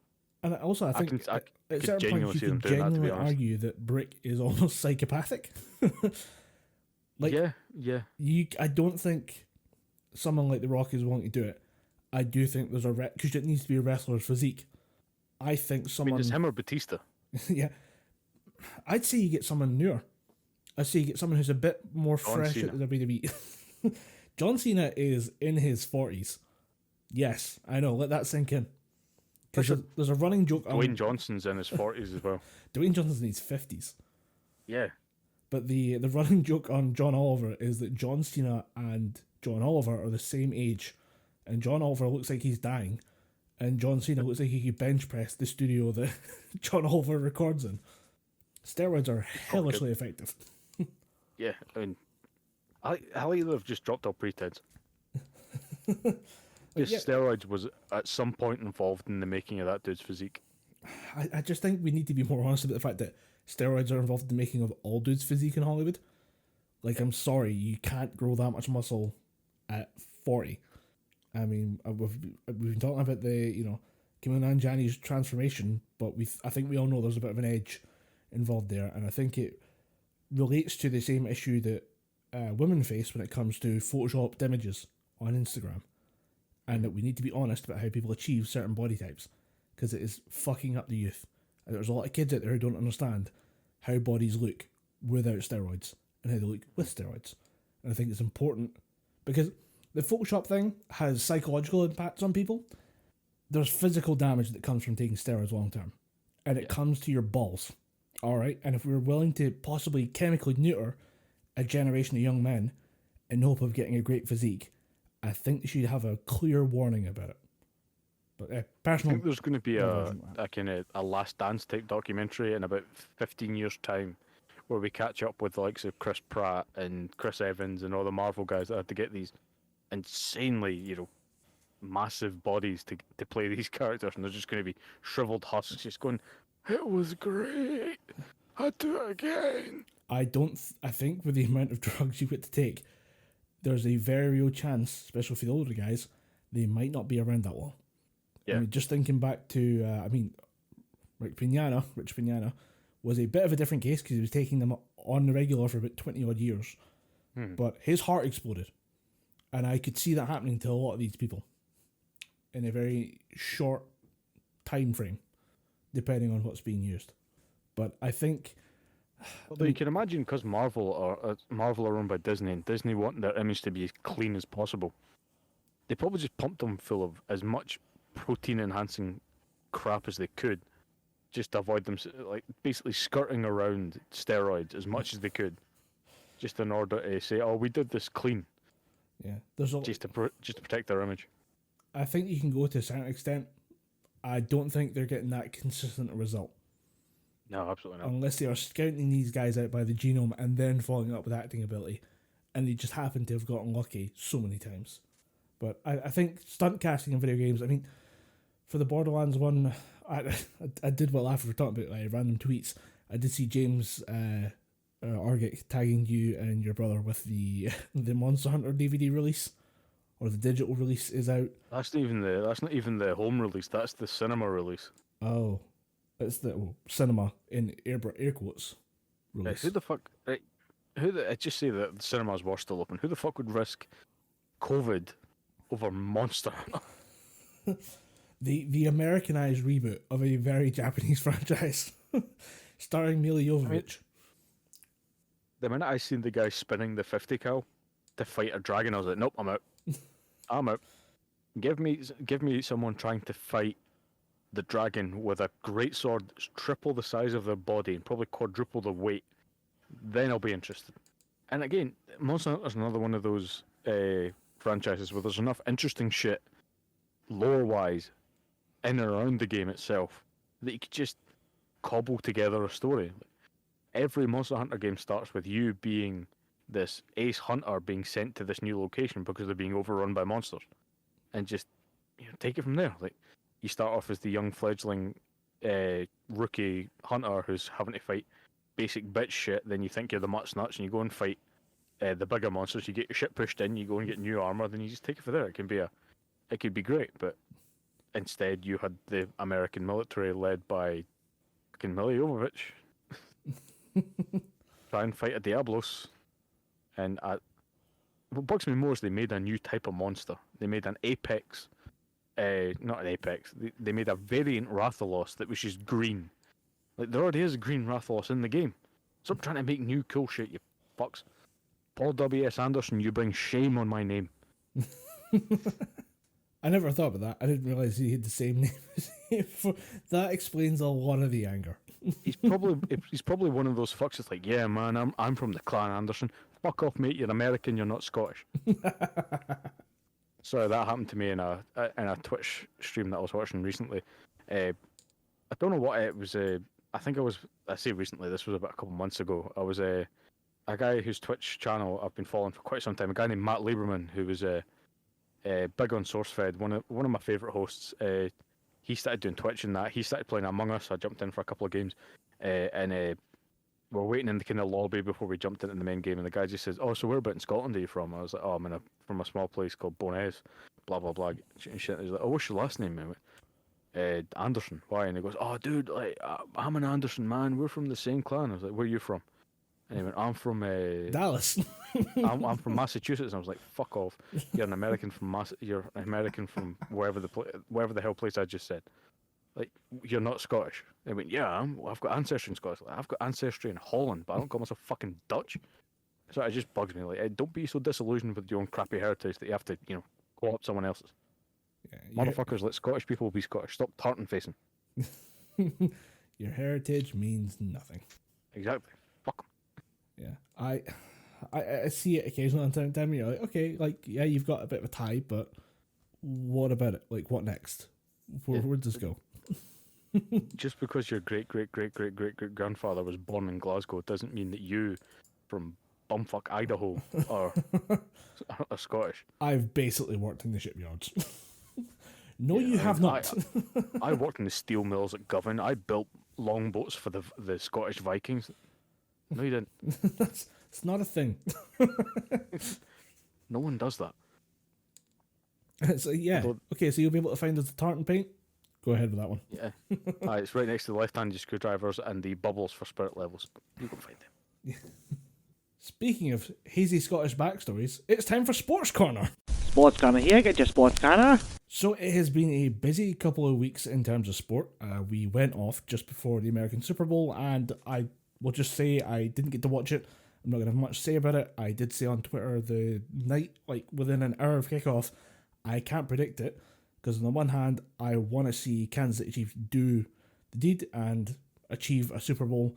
I've been kind of secretly rooting for them for the last couple of years because I think they're a decent team. But you can't deny the fact that Tom Brady is made out of magic. And if he wants something, he will achieve it. Don't ask about how many bodies he's buried. I have seen a lot of shit about on Twitter about him talking, or people talking about him, saying like, "Who the fuck does Tom Brady I think he is?" And I'm like, isn't he the guy that's won, or been in the team that's won every single Super Bowl for the past few years? He has 7 Super Bowl rings. He has one of the longest careers in the NFL. There's a bunch of variants as to who actually becomes the greatest of all time when it comes to American football, because the rules have changed so much in the last half century. It's kind of hard to gauge who is the GOAT, but undeniably, no matter how you're having the conversation, Tom Brady is in the discussion. Yeah. And it was undisputable before now. Now that he has back-to-back Super Bowl rings with different teams, it's getting kind of hard to say he's not the GOAT. But the problem is there's a bunch of things like, well, the rules, the seasons, the way things were played back in the day, if you had those quarterbacks now with the current teams, you could make similar arguments for them. And it's like, okay, but we're getting down to really thin excuses to not just say greatest of all time. So, yeah. Yeah. It seems like they almost give it to him, then they just shift the goalpost saying no, we're changing it again. We hate the Patriots so much. That's the thing is, the running joke of everyone hates the Patriots is because of Tom Brady and Bill Belichick. that's how good he is. I've heard some shit about Bill Belichick. Oh, he filmed, my favourite one's that he filmed, Deflategate is kind of like a meh, who gives a shit, they may have partially deflated balls to make them easier to catch, but the main one for me is he has been caught filming opposing teams' practice sessions, where they're practice drills, so you know what's coming, so you know what they're practicing, you know what they're going to do, you can build a defence against it. He's been caught filming those, and was like, and? It's such a fucking gangster move. You're like, you didn't give a shit, do you? No. Maybe I did, maybe I didn't. What are you going to do about it? You going to fire me? Didn't think so, bitch. He's an absolute... we joke about the phrase Chad. Pretty Chad move, not going to lie. Yeah. Total dick move. Well, that Total Jad move. as someone who's, before the world ended, who played rugby every Saturday for about 10 years, seeing someone coming over, because I've had opposition coaches jump into the huddle before the game, like, just kind of go, so guys, what we doing this time? And the head coaches had to push them away, just like, fuck off, it's not funny. And like, I can remember one particularly egregious time. I was throwing a line out, and the opposition coach stood behind me and kneed me in the back of the knee. But then at the time, our head coach pretty much just picked him up and threw him away. It was so, yeah. Obviously, it's not to the extent where they were just recording. I mean, just recording warm up, that would have been fine. But coaches pushing that boundary and fucking about, that's nothing new.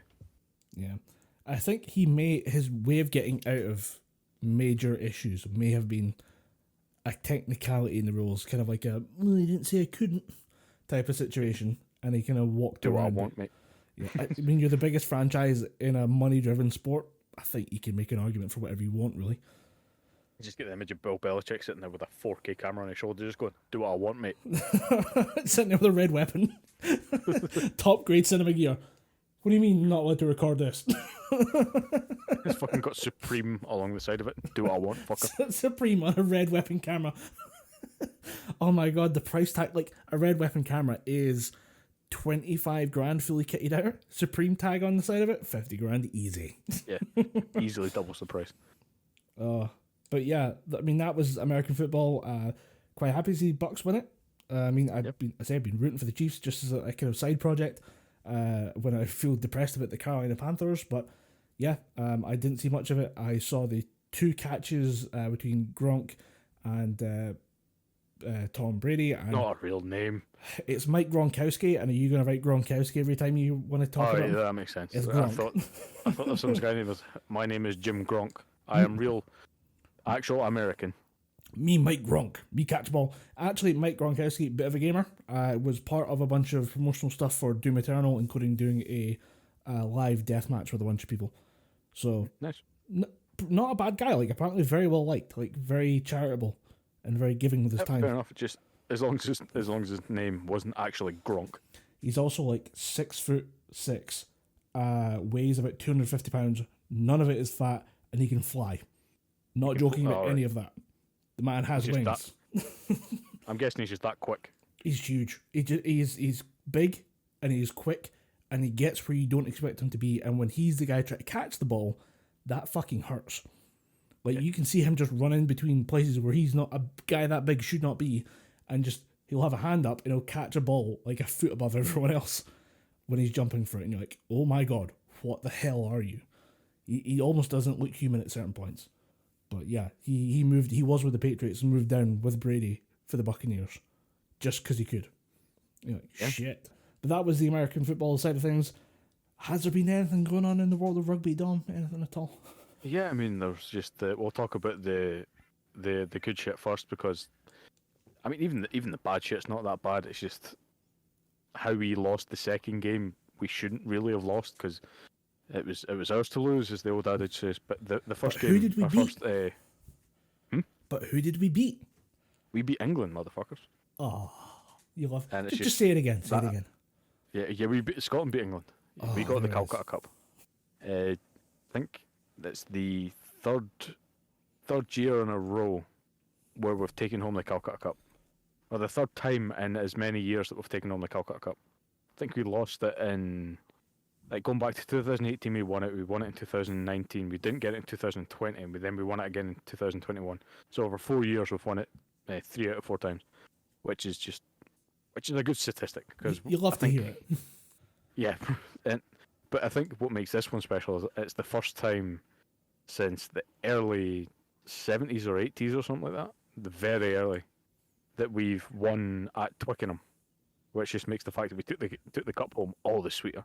And it just comes from Scotland just fronted up. We got one really good try, one fucking a few spectacular penalties, and we just held England to an absolute standstill, and it was fucking insane to watch. It would have been more points for Scotland, but a couple of kicks didn't go the way. The weather conditions weren't really greatest.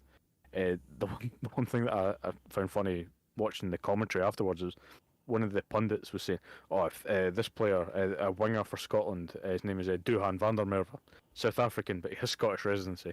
As a phrase you'll hear quite a lot when talking about Scottish rugby players. From here but Scottish resident. He caught Finn Russell at 10, puts in a beauty of a crossfield kick, but puts a bit too much boost on it. Puts a bit too much polish on it, and he just overshot. He hangs it a bit too high. Duhan van der Merwe is about 6 foot something, and he just misses it with his fingertips. And I was like, he can't really prepare for that. That's just the conditions on the night. He can train a certain way, but you're never going to meet exactly that condition every time. And then the pundit afterwards just going, mate, I don't let him away with that one. He should have caught that. I'm like, fuck you. You haven't known for being about 5 or 6 years, and you're saying, nah, man, I would have caught that.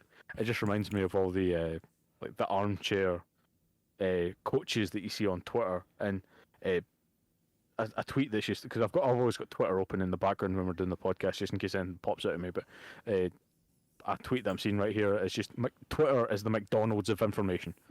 You're going to get shit and nothing but shit flung at you, and it's going to cost you a lot of time. You're going to go digging for that McFlurry all your life. You may find one if you're lucky. You may get that sweet, tasty milkshake, but you're going to have to dig through so many nasty Big Macs and disgusting chicken McNuggets to get there.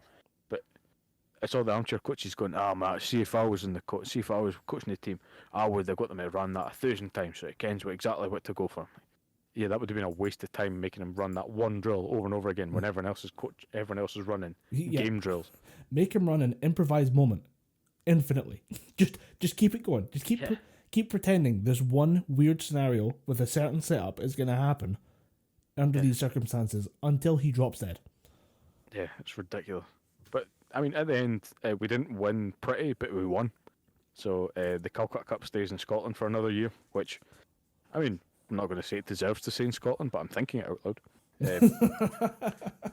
And then the second game, Scotland played Wales, and it was what they call a depleted side, where a few of their big hitters were injured. A few of their big hitting players weren't selected to let some of the new guys come up, which is fine. They do that every year with rugby teams, especially coming towards a Lions year.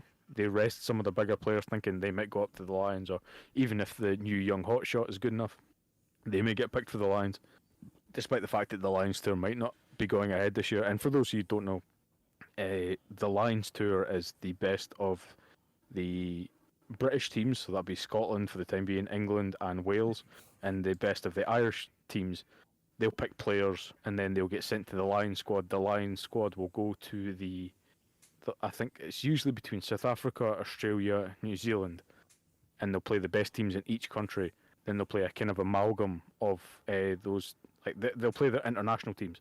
So they'll go to New Zealand, they'll play some teams like the Hurricanes, the Blues, the Chiefs, and then they'll play New Zealand themselves. And it's always just a really, really cool thing to watch, despite the fact that you have to get up at 2 o'clock in the morning to watch a Lions game. But it's worth it. Quite a few people that I know will go to the rugby club, or, when the rugby clubs were open, they'd go and watch the Lions game in the morning, grab a quick 3-hour nap in the clubhouse, wake up a bit, go shower in the changing rooms, then just head to work. Right. So there's always this kind of, there's always this working towards a Lions mentality. So they're bringing in new talent for that. But anyway, the Wales team was depleted, and there's always the, never, or be wary of or cut off a snake's head, but be wary of the head. So that Wales, despite having a few less big names in it, still could be quite a dangerous side. So Scotland, a few of the Scotland players were wary of that, and Scotland had them a few times. They just didn't really capitalise when they had the ball. They'll fucking listen to me. I sound like one of those armchair coaches, but a few times. I mean, from my view, I'm a forward. I just give me the ball. I'll run forward all day. I maybe put in a bit of footwork if I'm feeling fancy, but I just run the ball in. And when you see possession getting kicked away needlessly, you can just think, why the fuck did you do that? And it was just simple, stupid things that we got that cost us the victory. Cost us the victory. And I mean, I'm Scottish. I've been a Scottish rugby fan for pretty much all my life. Losing to a Scottish rugby fan is nothing new, but losing by a point stings, especially to a team that had maybe 5 or 6 good players, good standout players. There was not many people on that Wales side that I would say, you know what, that guy's, an absolute belter of a player. Scotland had a fair few big names in their squad, and they had them in their sights, but they just couldn't pull the trigger. Odd question for you though. You mentioned that Scotland kicked away a lot of possessions. Yeah. I've noticed that Scotland tend to do that when we're outmassed. Was that the situation here? Like when we've got less body weight on the field than the other team? Kind of, but it doesn't make sense. What doesn't make sense for me is that Scotland, despite being the lighter scrum, we bossed them in the scrum. We had them dead to rights. They didn't have an answer for us, and then when we did the personnel change at halftime, they couldn't contend with the scrum. So we were matching them body for body. It was more to do with, like, I would not want to run head first carrying a ball into a Welshman who might be bigger than me and trying to make a name for himself. I would not want to be that man. Yeah, that's true. And I think it was mostly we were doing that. We were just hitting up into the opposition defence line. And it wasn't really working, so I can understand why they kicked, but at the same time, they were quite bad for leaving massive gaps in their defence. And we could have just exploited that, but the minute the massive gap started to open, what went through the 9 and 10's head was, hoof it, let's kick it, get it downfield, hopefully we can do something with that, get a few points on the board. And we were making good decisions, like instead of going for the 3 points, kicking for the goal when we were that close to the try line when they were giving away penalties, instead we tap and go for the scrum, we'll try and drive off the line. It never worked. In retrospect, I think we should have went for the points. But it was the decision on the field at the time it was made. It could have worked if it wasn't for the fact that, Wales the download was complete for Scotland. They knew exactly what they were going to do. They knew where the men needed to be. And on the day, Wales just turned out to be the better team. There's no two ways about it. What didn't help us was the fact that we got a man sent off for a shoulder charge tackle into the ruck, which to my mind wasn't a red card. It was a yellow, if anything. You could see him trying to wrap the other arm, going for the clear out. The red was a bit harsh, but again, I'm not a ref. A lot of people are saying that's a conspiracy theory because the ref was English, but let's not read too much into that. But that's the best part of sports conspiracy theories. It's like, no, it's the only possible solution to the situation is he's a professional sports referee who's kind of pissed off about something that happened 3 weeks ago. You beat my team, so you're not going anywhere. Not in my book. Yeah. You beat England, I'll beat you, motherfucker.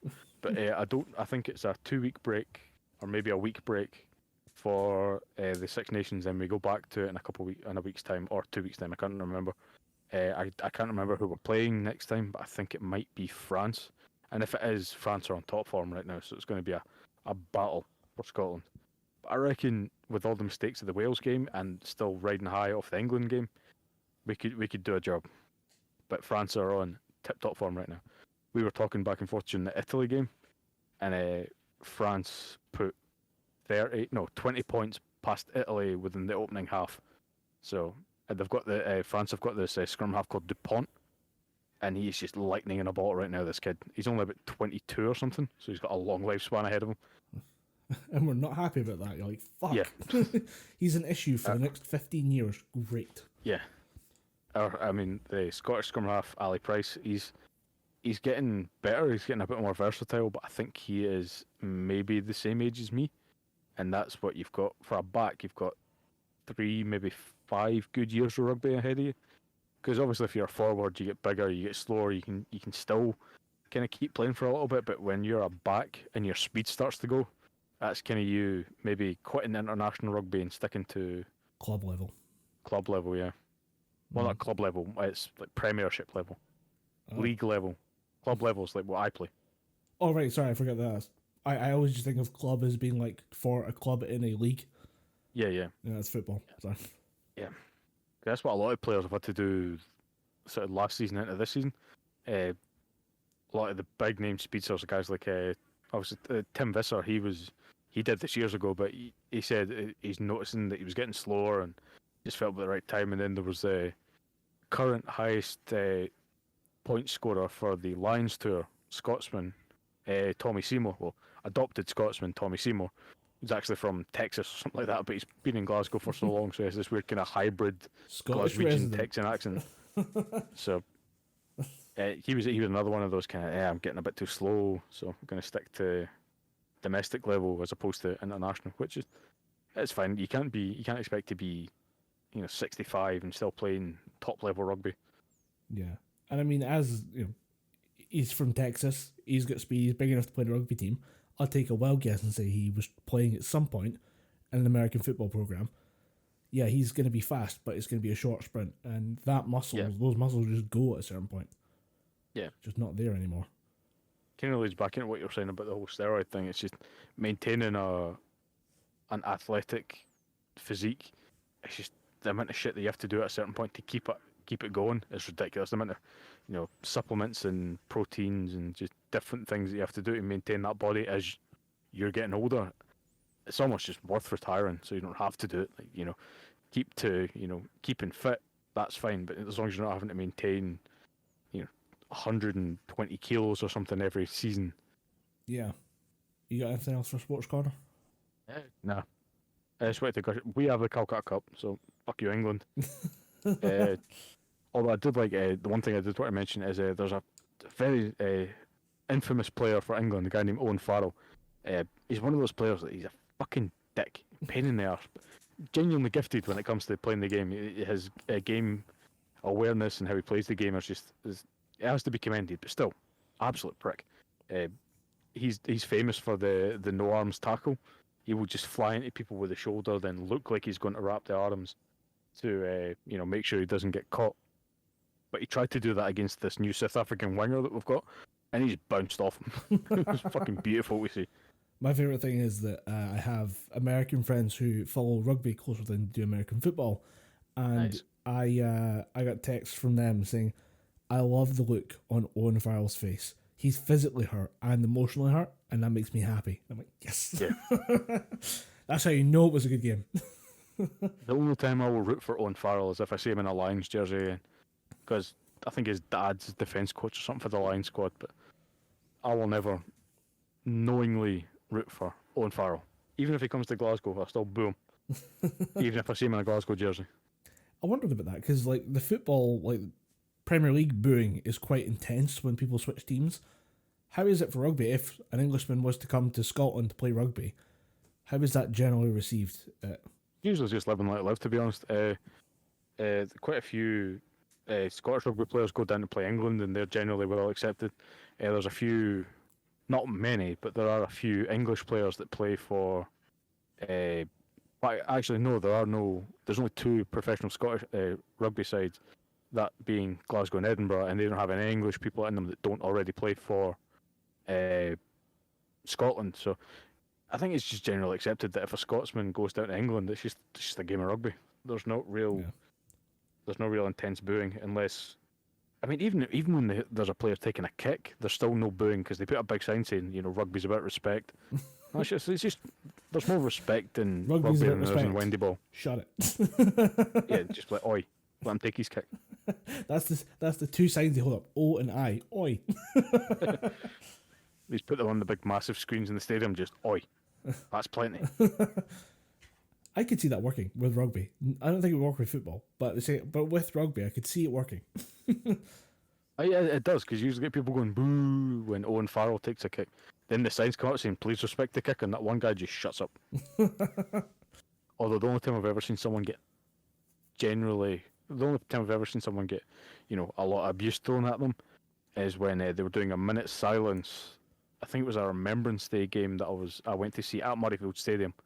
I think it was a test match for Scotland, and both teams, they've kind of intermingled and they're doing their minute's silence. Then some guy randomly just shouts at the top of his voice, "Scotland!"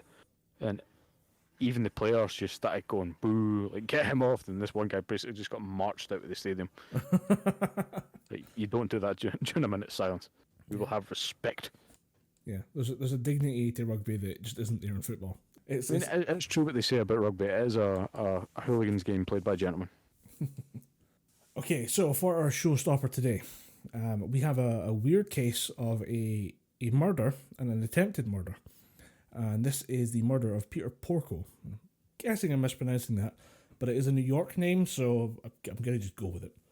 So, Christopher Porco is the son of Peter and Joanne Porco. And Christopher was racking up massive amounts of credit card debt, or credit card fraud, really, as he was going to university and trying to get a college degree. He was basically signing checks under his father's name. His father found out about one issue where he had basically put his dad down as a co-signee on a loan for his student debt. The father went to the bank and said, "Excuse me, I've got this weird thing on my account. Could you please explain it?" He said, "Oh, we'll take a look at it, sir." And then they phoned him about not only the student debt that he'd taken out, but the loan for a Jeep that he was also paying for that he wasn't aware of. Parents then phone up the son and say, "Fucking excuse me." And they get into a bit of an argument about it all. And apparently Christopher, the son, was also prone to burgling the house and took a laptop, which he sold to someone in Texas from New York, and then also tried to steal a camera, but then left the camera in the front yard as he made his escape. So not the brightest.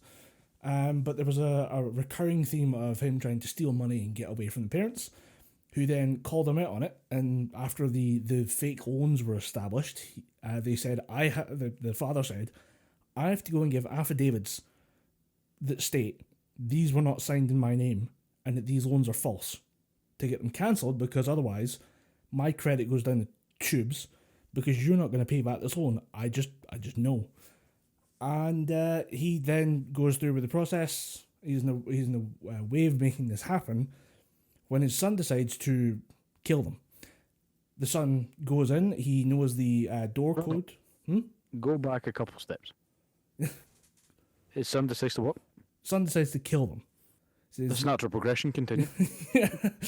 So, at the night of, he is basically says that he's in his university. I think he's up in Maine, which is a couple states away, a couple hours drive. He is in his student dormitory, where he says he falls asleep on the couch. That's his alibi to the police. Small problem there. No one who was in the dorms at the time can remember seeing him at all that night. And his bright yellow SUV is caught on security cameras and by a guard and by his girlfriend leaving the campus, and is then seen in the driveway of the home of the murder victims. So, kind of a paper-thin alibi. Doesn't quite work out. This is in 2004, by the way, so the camera footage is not the worst. So, at that point, he breaks in by disabling the alarm, because he knows how to do that, because he knows the family home's alarm code. And he cuts the phone line into the house. He then goes upstairs with a fire axe and bashes his father's head in 17 times with the blade of the axe. He also murders his mother, or attempts to murder her. She somehow survives despite being hit in the head multiple times with a fire axe. Not entirely sure how. She loses an eye and is obviously horribly disfigured during the attack, losing a chunk of her skull that's then repaired through multiple surgeries. But the weird thing is not really the mother somehow surviving, it's the fact that the father almost survived as well. So, despite being hit multiple times in the head with a fire axe, apparently damage is done to the part of the brain that can make rational decisions.